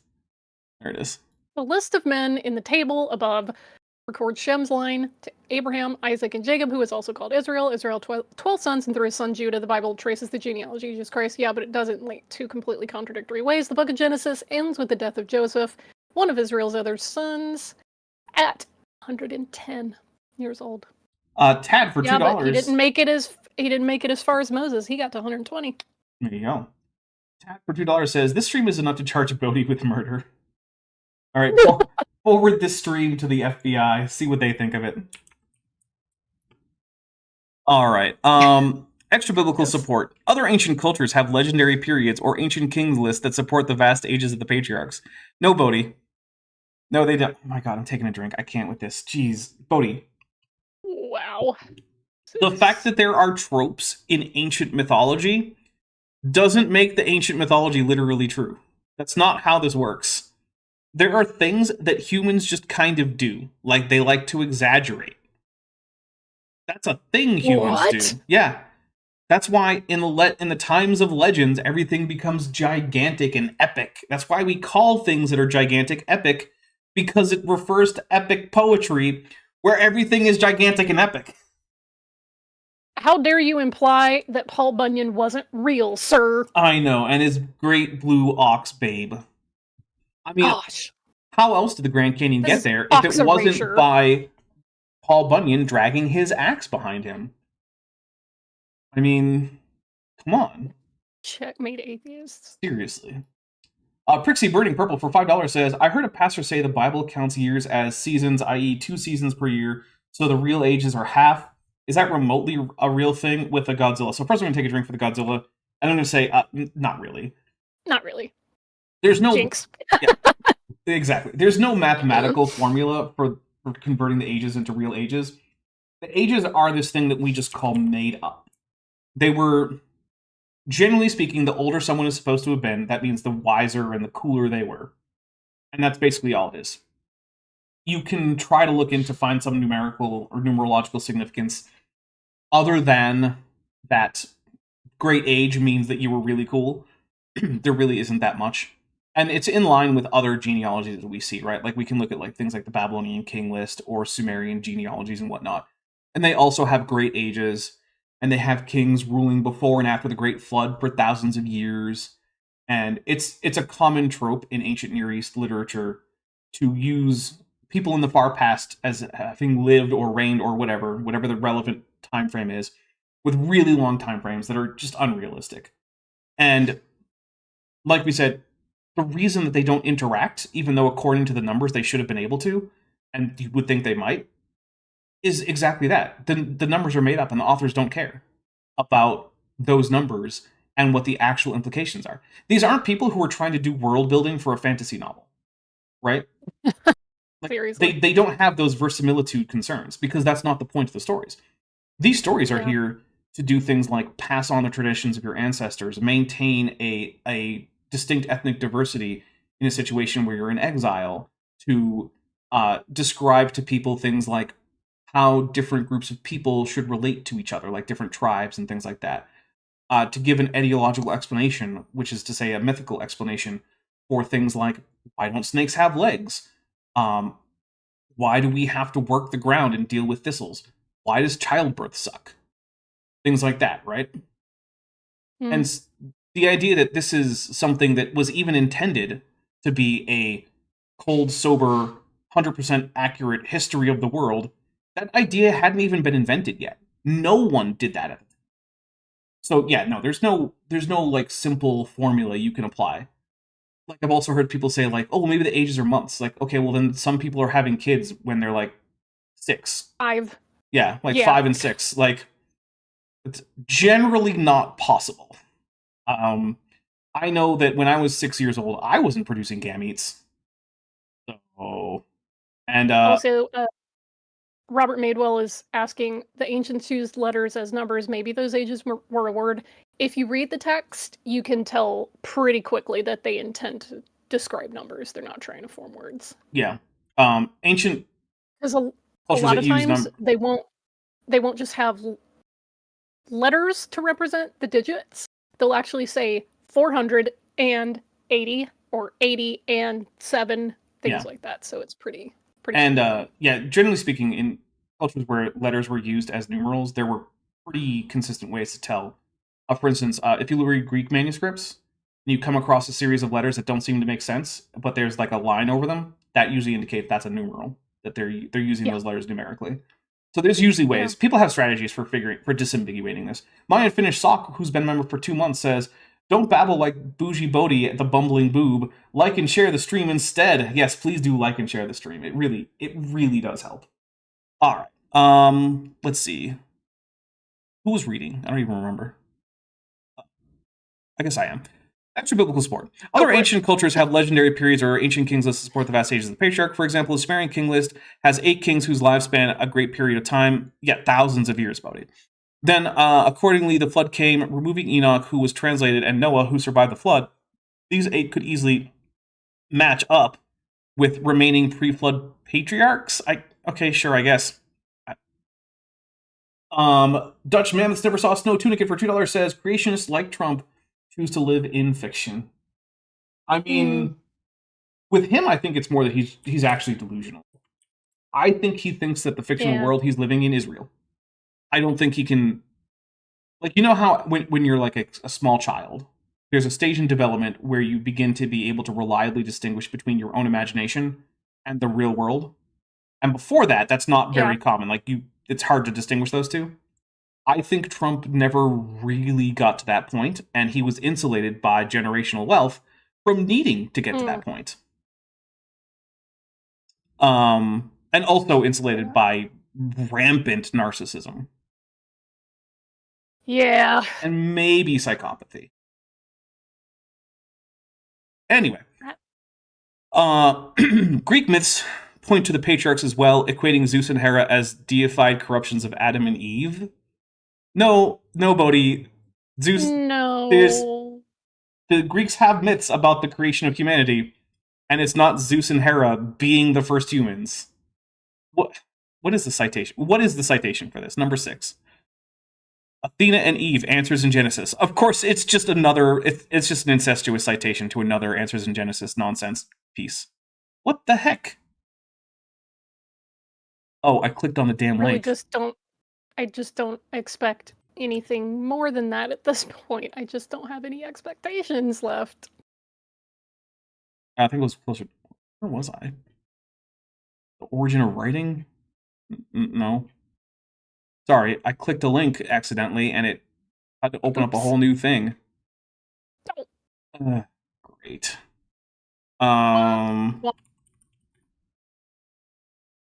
wait, I gotta Control F for that. What the hell? Wait, I'll just read some stuff in the chat. Yes, please do. While Team I try to get OMB this back. says affluenza, which I quite like. Yes. Yeah, I think a lot of people's browsers crashed.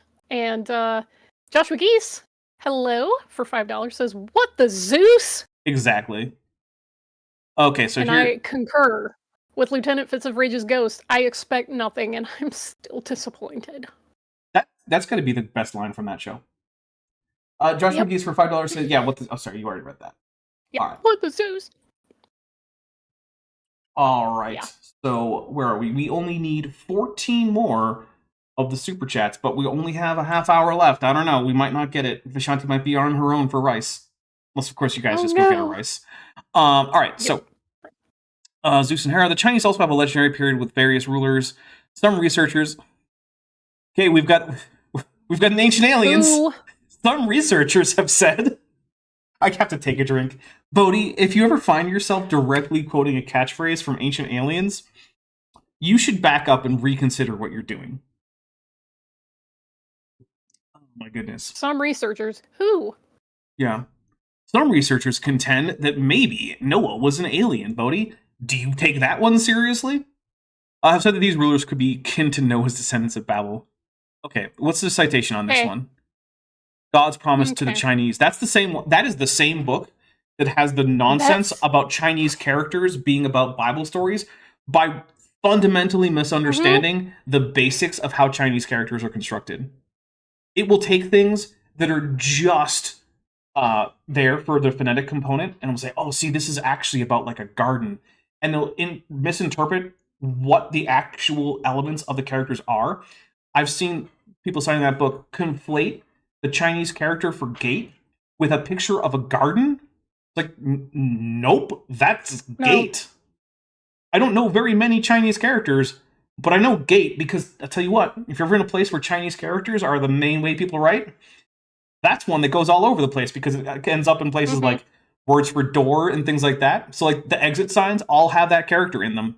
If you ever in such a place, like I was in Hong Kong, you pick up on that one real fast. And like, they're just making this nonsense up. And if you show it to anyone who actually is fluent in, you know, like reading Hanzi, they're just like, this is complete nonsense. All of this is wrong. Also, Chuck V with their first super chat on the channel for $20 says, for the Dr. Kip swear jar, not take... Oh, no. Love you too.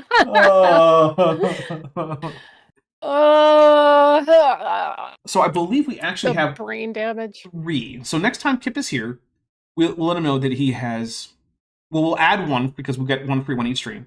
So next time Kip is here, we'll let him know that he has currently 4 free F-bombs to drop. Why does he get all the free F-bombs? I mean, you can drop I one almost too. never use Tell them. you what. Well, I assume that's your choice. I'm trying to not get you demonetized with And I appreciate that. The reason that I have an F-bomb fund is to make up for the demonetization potential that dropping too many F-bombs has. That's why it's there. Okay, All right. so all right. WS Swordsman in the chat says, or sorry, W Swordsman says, you was a Gweld system lord. Good. Oh man. Could it be that the legendary period recalls a time when the ancestors of China's first dynasties were indeed kin to Noah's descendants before the great dispersion of mankind over the earth? No, it couldn't. It literally couldn't. Because you know what China's legendary period and the story of Noah and the Tower of Babel have in common? They both aren't actual historical events. Wow. They're mytho-history. They are there to explain to the people in those cultures things about how they should interact with the world, things about establishing their culture, legendary heroes. And the thing is, what's wrong with that? Like, people today celebrate legendary figures. You can go across America and find statues of Paul Bunyan. He wasn't real. You can find today at various conventions people dressing up as their heroes from intentionally fictional works. Vishanti's really good at it. And I'll do it again. There, take that. Also, I remember this. Tad writes in the chat, you use so many that in the last stream we realized that Dapper doesn't even notice them anymore. That's true. That's true. I do miss them sometimes. John Hopkins, though, for $10 says, Vish can have a swear jar too. We don't technically have a separate jar, it's just that Kip is far more likely to use it up than Vish is. But Vish, we have 5 now. You can, or 4 now. You can use one. Feel free. Okay. Since all the peoples of Earth are descended from Noah or his sons, wholly begging the question, Batman, the early Chinese ancestors were likely contemporaries of Noah, who lived 350 years after the flood, Genesis 9:28. Which really this is, right? This entire book is essentially an exercise in begging the question, right? Because Bodhi assumes the absolute historicity of the text in order to argue later on for the absolute historicity of the text. So he'll say things like, well, since the text is historical, any vague connection I can draw between Greek mythology or Chinese legendary history, that connection only is there if you assume the historicity of the text in the first place. Then I can use that as evidence for the historicity of the text. You don't get to assume the historicity of the text. Aren't they really upset about alleged circular reasoning? No. Vicious circular reasoning. They have virtuous circular reasoning. Oh, of course. Yes, it's different when they do it. I'm going to take a drink for that on its own because I realize that is an actual thing I've heard them argue, and I hate it, and I'm going to take a drink. Again, it's okay when we do it. Exactly. Therefore, information could have passed to them by word of mouth, even Noah himself. Yeah, Noah was hanging out with the ancient Chinese emperors. I'm damn sure of it. Just hanging out by the Yangtze River. Yeah, maybe he got it from Job. Maybe they just, took their ideas and shared them around. That's how it got over there. Yeah, I forgot Kenthoven thinks Job was freaking Chinese because he's described as living in the East. The East. Yeah, he solved it. Clearly, the Chinese got it from Job. Duh. I have to take another drink because I was happy in my forgetfulness of Kenthoven thinking Job was fucking Chinese. We're down to 3. I have to remind you of the dumb. Oh, jeez, that's so painful. Oh, yeah, Jillian is right. Kip has less self-control than Shanti does. Yeah, but also, live streams weren't as common for him to do, so he didn't really have to. And he's really good on his own channel. He just, for here, it's really, really dumb, so...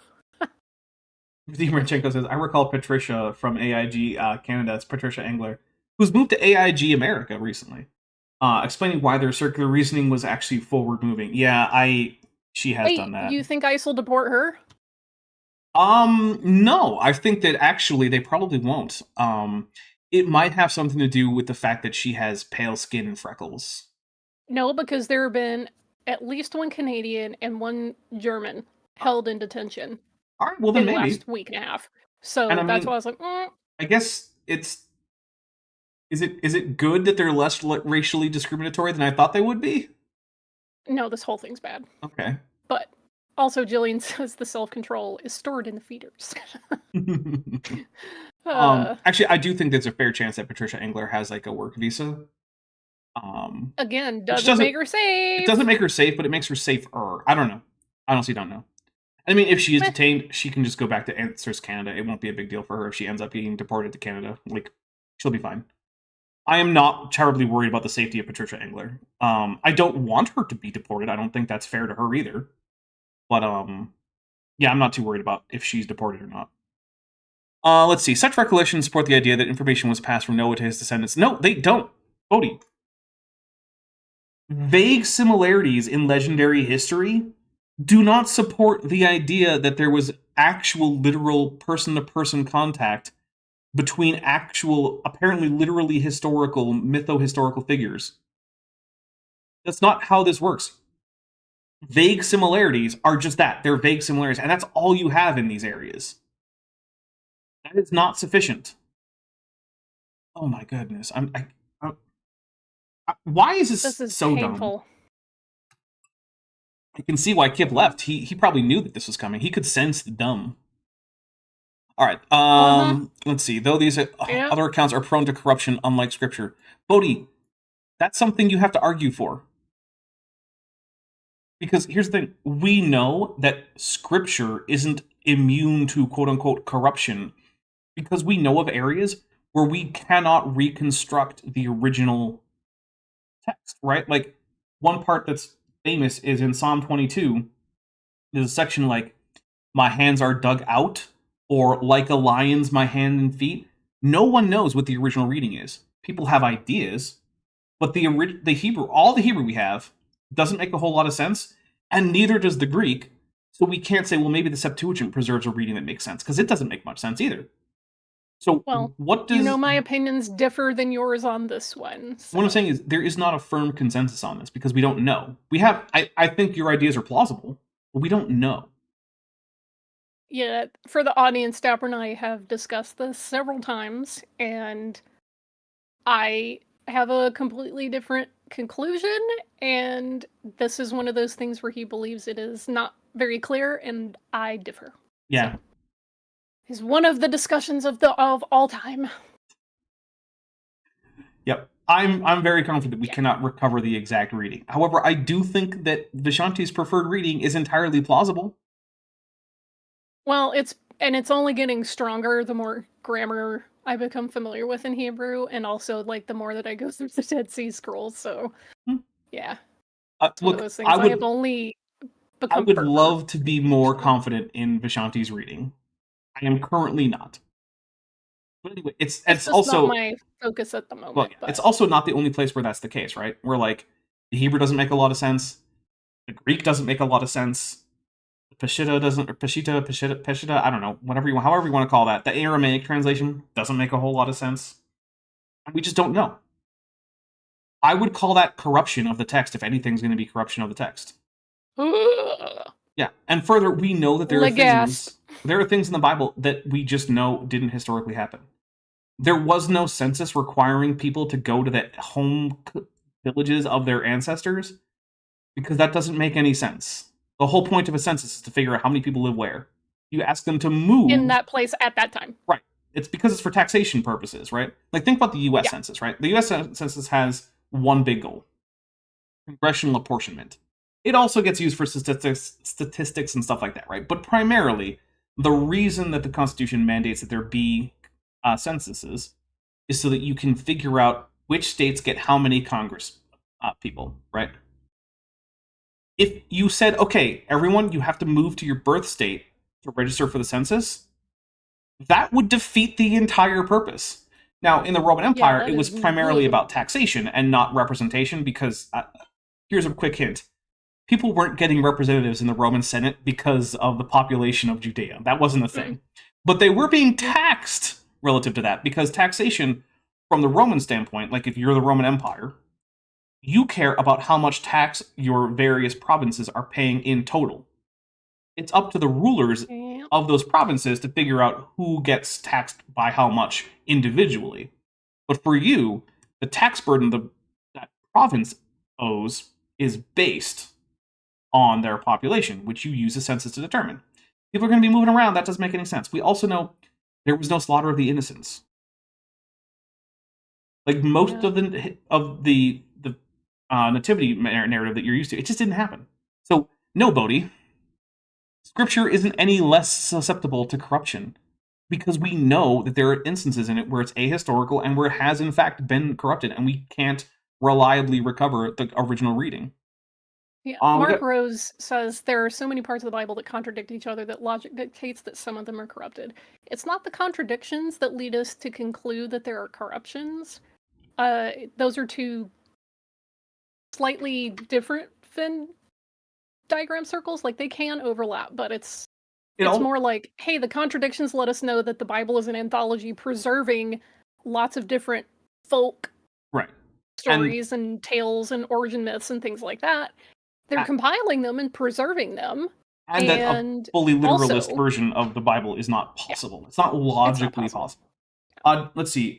Chris McDaniel, member for 24 months, says, during a debate on NCIS Sydney over whether or not Wolverine was Aussie or American, I heard myself yelling, neither. He's Canadian. Yeah, he is Canadian. Yeah, he's Canadian. He's very proud of that. Yeah, this is not like something that's subtle or like the deep lore that Logan is Canadian. Like, sure, he spends a lot of time in the US, but he's from Canada. He's from Canada. He's very proud of it. He makes no secret of it, and he's gotten in fights with Deadpool, actually, over it. So yeah, he's also Canadian and proud. So I mean, like, if you're saying that, like, you know, actors portraying Wolverine, okay, that's not the same thing. But Wolverine is Canadian. Yeah, you're absolutely right, Chris McDaniel. He's Canadian. Yeah. Josh Beast for $5 says, I'm just wondering where they would get the American part, because Hugh Jackman being Aussie. What? Yeah, Hugh Jackman is Aussie, but it was interesting. I did see the interview where he was talking about, like, you know, that Deadpool is American but being played by a Canadian, and, you know, Logan is Canadian and being played by an Aussie, and that's weird. But anyway, and I'm like, no, literally, Deadpool is Canadian. What the heck? Wait, my god. Josh Wiggies for $5 says Wade Wilson is Canadian. Yeah. Josh Wiggies for $5 says, I sense us a census. Thank you for the tongue twister. And then Kyle Pratt for $4.99 says, money to hear Vishanti's preferred reading of Like a Lion, My Hands and My Feet. What is your preferred reading? My preferred reading is that you need to read the entire psalm to get the themes, which are dogs and lions attacking the protagonist, and yet the protagonist being saved by God. Mm-hmm. And B, you can't just read half a sentence and go, but this doesn't make sense grammatically. Well, of course it doesn't, because it's half a sentence. So you have to take the whole verse. So your translation for the whole verse is? That my enemies are encircling me, and it's playing off of, like, the whole rest of the psalm, which is talking about dogs and lions attacking, and that they're encircling the protagonist's hands and feet as the manner of lions circling their prey. Which I do not think is doing the encircling like. And I don't think that's implausible. I just am less confident that we can say that is the actual original reading. And I'm not willing to. That's why I'm like, read the entire psalm, not just half a line, because just repeatedly, lots and lots of references to dogs and lions. See, our only disagreement is just in the confidence level. You have a higher confidence level in that reading.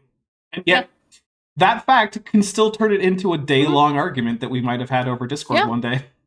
Pretty much. It's just the level of confidence. That's it. We really did. We had like a day-long conversation where I'm just like, I like it, but I'm not so confident. And you're like, but no. It's like, all right. Yeah.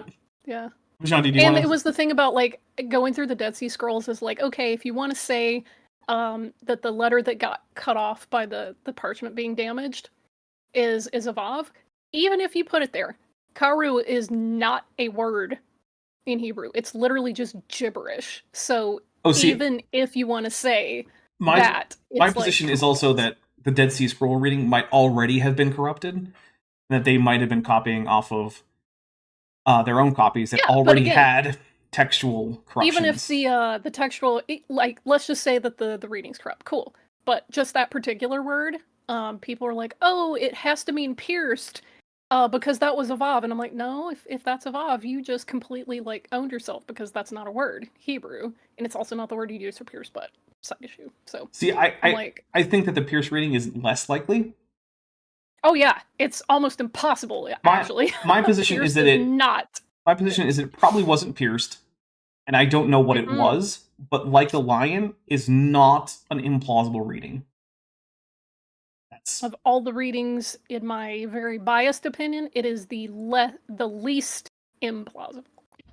I might even agree with that. I just think it's confusing.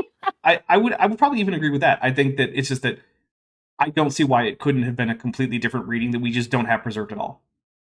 Yeah. Domingo Aviles for $5 Canadian, 5 Beaver bucks with their 10th super chat on the channel. Thank you so much.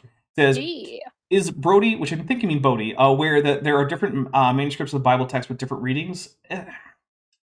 He probably thinks that the Masoretic text is the one true reading and the other ones are corruptions because they're like real small variants and they weren't discovered until sort of recently, and everywhere they line up that just proves the Masoretic text is right, but if they're different, they're just corruptions.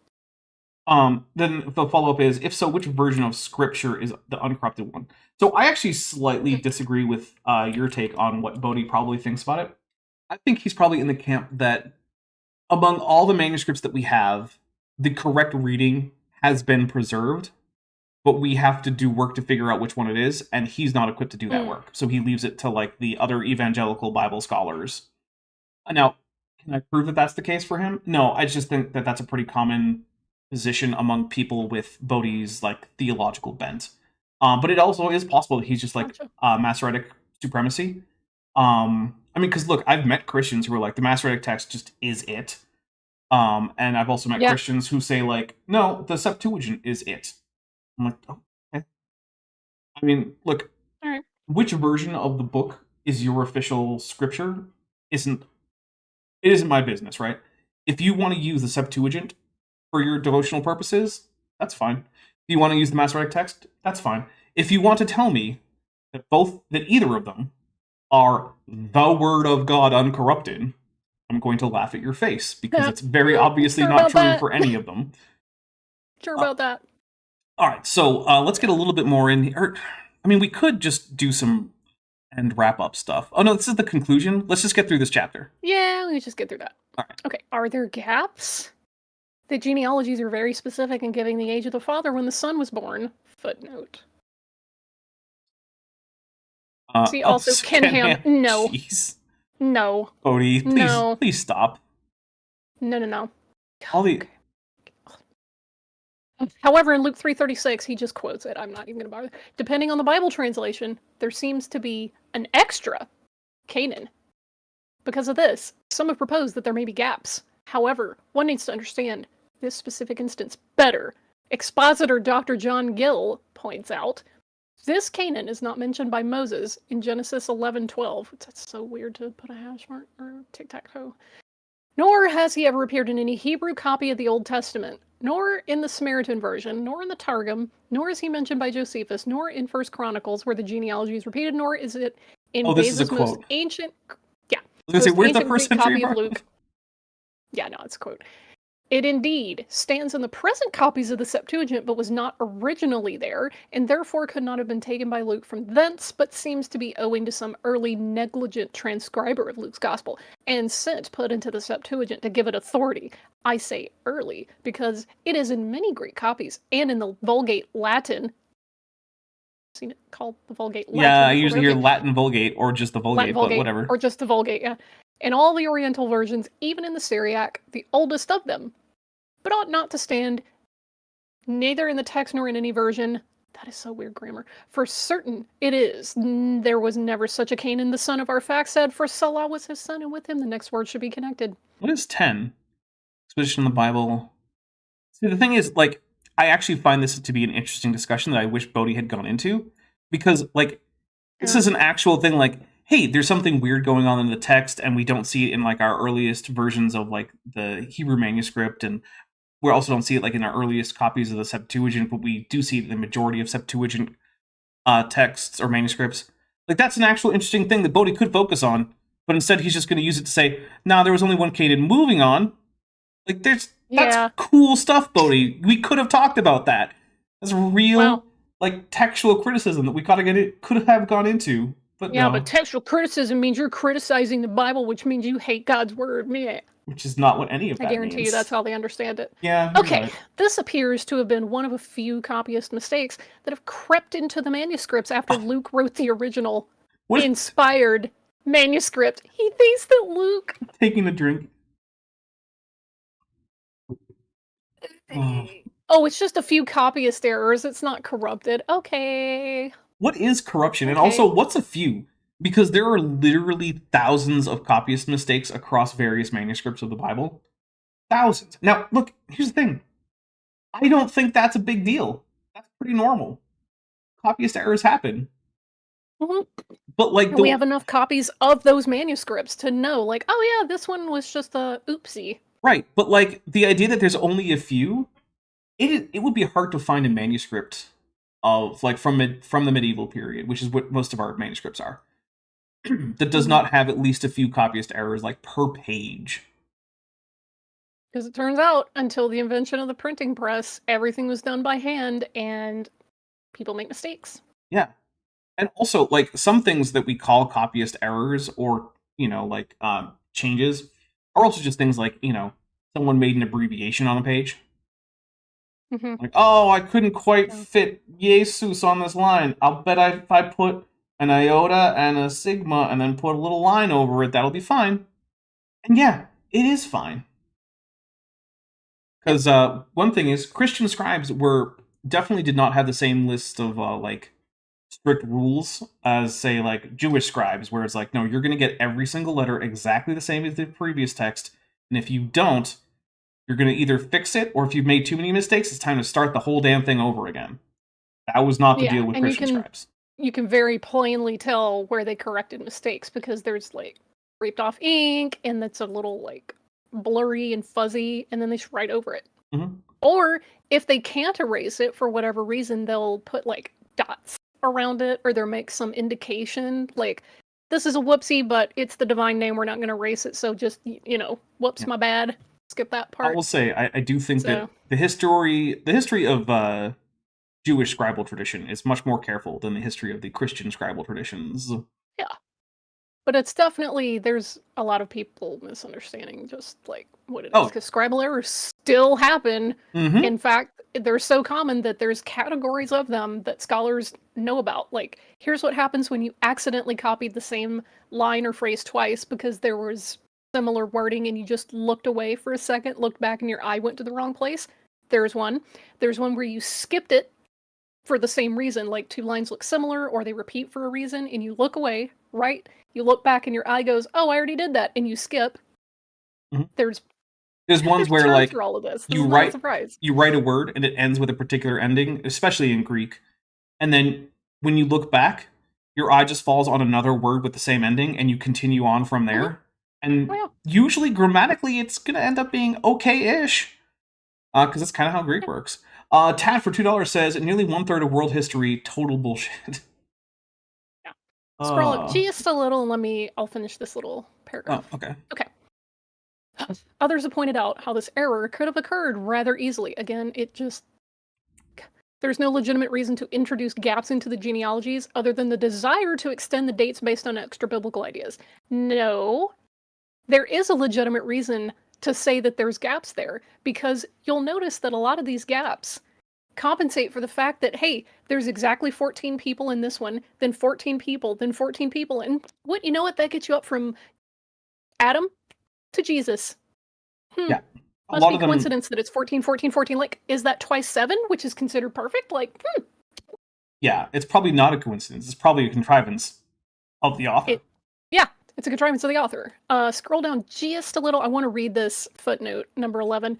Copyist mistakes don't affect inspiration or inerrancy. I would say that that's not true, but okay. It is the original manuscripts that were inerrant. And as fallible copyists made mistakes, these things can be traced via textual criticism to preserve so he the does text. Like textual criticism, but only when it serves Only when it agrees with him. Right. Yep. Conclusion. The book of Genesis spans nearly 1/3 of world history, but sadly in today's church, much of it is overlooked. Also, Bodhi putting a capital letter on church is really weird to me, given I know more about Bodhi's ecclesiology. Yeah, you're not Catholic, you're not Orthodox. Yeah. You don't make claims to being the church. It's, as a general rule, Protestants who capitalize the word church are weird. Perhaps if people realized the heritage that each of them has from these ancient patriarchs, they would gain a better understanding of where they came from and where they are going. No. Romans 4:3 says, "For what does the scripture say? Abraham believed God, and it was accounted to him for righteousness. Surely there is much to learn from our ancestors." Okay, Bodhi. All right, what do we got next? This is on just page 205. This is for me for reference for next time. What about the decrease in age, which I'm sure will be full of all sorts of biological research and scientific rigor. All right, well, we've only got 2 minutes left, and I think we still would need 9 more super chats. So it looks like chat didn't quite make it to that goal. Oh well. But hey, that's okay. And perhaps next time. Chat, if you want to individually go get Vishanti something, wish list is in the description. All right, so let's take a look at what is coming up in the near future. So, let's see. Tuesday is going to be Matt with Maddie. I have confirmed with Maddie. We are good for Matt with Maddie. Then on Thursday, we have my premiere, which is going to be Hovend X Biddle or versus Biddle. I don't remember. Hovend and Biddle, something like that. Yeah. Basically, Kent Hovend had Dan Biddle on to talk about Dan Biddle's nonsense. And interestingly enough, Biddle said things that Kent has in other places disagreed with. And it was interesting because, Kent didn't really give any pushback. So it's an interesting talk. And also, basically, Kent had a number of people. Or, if I'm remembering correctly, it's been a little while. But yeah, basically, Kent had a little interview thing where he invited people on to talk about whatever they wanted to about creationism. And so the first bit is with Biddle. And so we get to see how Dan Biddle, his craziness, interacts with Kent Hovend's craziness. Because they're both crazy, but they're crazy in separate ways that are not perfect overlap. So that's going to be on Thursday. Then later on, I believe at 8, currently the plan is that I am going to be on MC Toon Live with MC Toon. Yeah. And so Mike asked that I bring some of the stuff that I normally cover. So I'm going to be bringing in an edited down talk by Scott Gillis from Creation Ministries International, someone I've never done a response to. And it's edited down because a lot of it was just like, let's read 5 Bible verses and talk about them, which I don't care. Or a lot of it was like, this is the Great Commission. Okay, I don't care. And there was a lot of it that was just like, look at all these things you can buy from my company, which again, I don't really care. But I cut it down to just his claims about science. And I think there was one claim about theology that I did want to talk about because of implications more broadly. So that's going to be, I believe, at 8 Pacific, 11 p.m. Eastern, which I believe is 10 for Mike, for MC Toon, or Mick Toon. I should call him MC Toon because I'm not a flat earther. Yeah. I love how he's like, I'm MC Toon. They go, Mick Toon. Like, all right, man. Yeah. Well, he uses it to figure out who the flat earthers are, because if you start calling him Mick Toon, he gets to just automatically assume, well, you must be a flat earther. Yeah. That's why I like McFlatty. We need more McFlatty videos. I liked his Antarctica videos. Those were great. Yeah, McFlatty, in case you don't know, is MC Toon's ugly identical cousin who is in fact a flat earther. But what I want to know is, did he bring the P1 million to Antarctica? Yeah, really? Because he made his own P1 million with so much optics that you can't even believe it. So he could definitely zoom the sun back in. And he did disprove the 24 sun hours in Antarctica. There were no 24 sun hours. 24 sun hours. Yep. Yeah. So so that's going to be Thursday. Unless of course something changes with MC Toon, which can happen. I don't know. But we did email back and forth, and it looks like that is the plan. Then on Friday, right now it looks like I'm going to be doing. Well, I'm not going to be running it, but I'm going to be playing in and producing the next episode of the Alien Chariots of the God, or Chariot of Heck the yeah. Gods. There you go. Which is an alien TTRPG. It's a lot of fun. We didn't have any of our PCs died last time, but I'm expecting that to start changing. It was a lot of fun. We had It's a Rubik's as one of the characters. There was me as one of the characters. I played the pilot, Leah Davis. She's a big time druggie. My first priority when we start the next act, I'm going to try to get myself to the med bay and find some stimulants in one of the medicine cabinets because it's not going well for Leah, and she needs some pills. Okay. We've got Manya playing one of the Roughnecks. We've got Necro who's playing the captain. Tiri Rana is playing the company man. So you can think of Burke from Aliens. He's the slimy corporate representative. Mm-hmm. So it's a lot of fun. It's a great system. I stole some oxygen from Manya. Basically, I was using my oxygen up way too fast, and I was like, Manya still had a full tank, and I'm like, hey, can I take some of your oxygen? So I took a bunch of her oxygen. I'm sure that won't come back to bite either of us in the back at any time. So yeah, it's a lot of fun. And then of course next Saturday we're going to be continuing with this, and I think that Vishanti can be there, and I'm pretty sure Kip can too. I will let you know if anything changes. All right. Oh, Vinny Merchenko says, on a scale between Burke and Musk. Well, so here's the thing, right? So we're playing in what's called cinematic mode. And in cinematic mode, everyone gets little agendas dealt out to them by the GM, and that tells you what your character's goals are in this act. And often those goals are at odds with other players' goals, which can create some player-on-player conflict, which is intended for cinematic play, not for campaign play. And I don't know what his goals are. So I actually don't know the degree to which he's corrupt. And the corp, by the way, is Wayland Yutani. We're on a Wayland Yutani contract. And also, one of the players might be a secret android. And we don't know who that is, or if there even is one, because there isn't always one, but sometimes there is.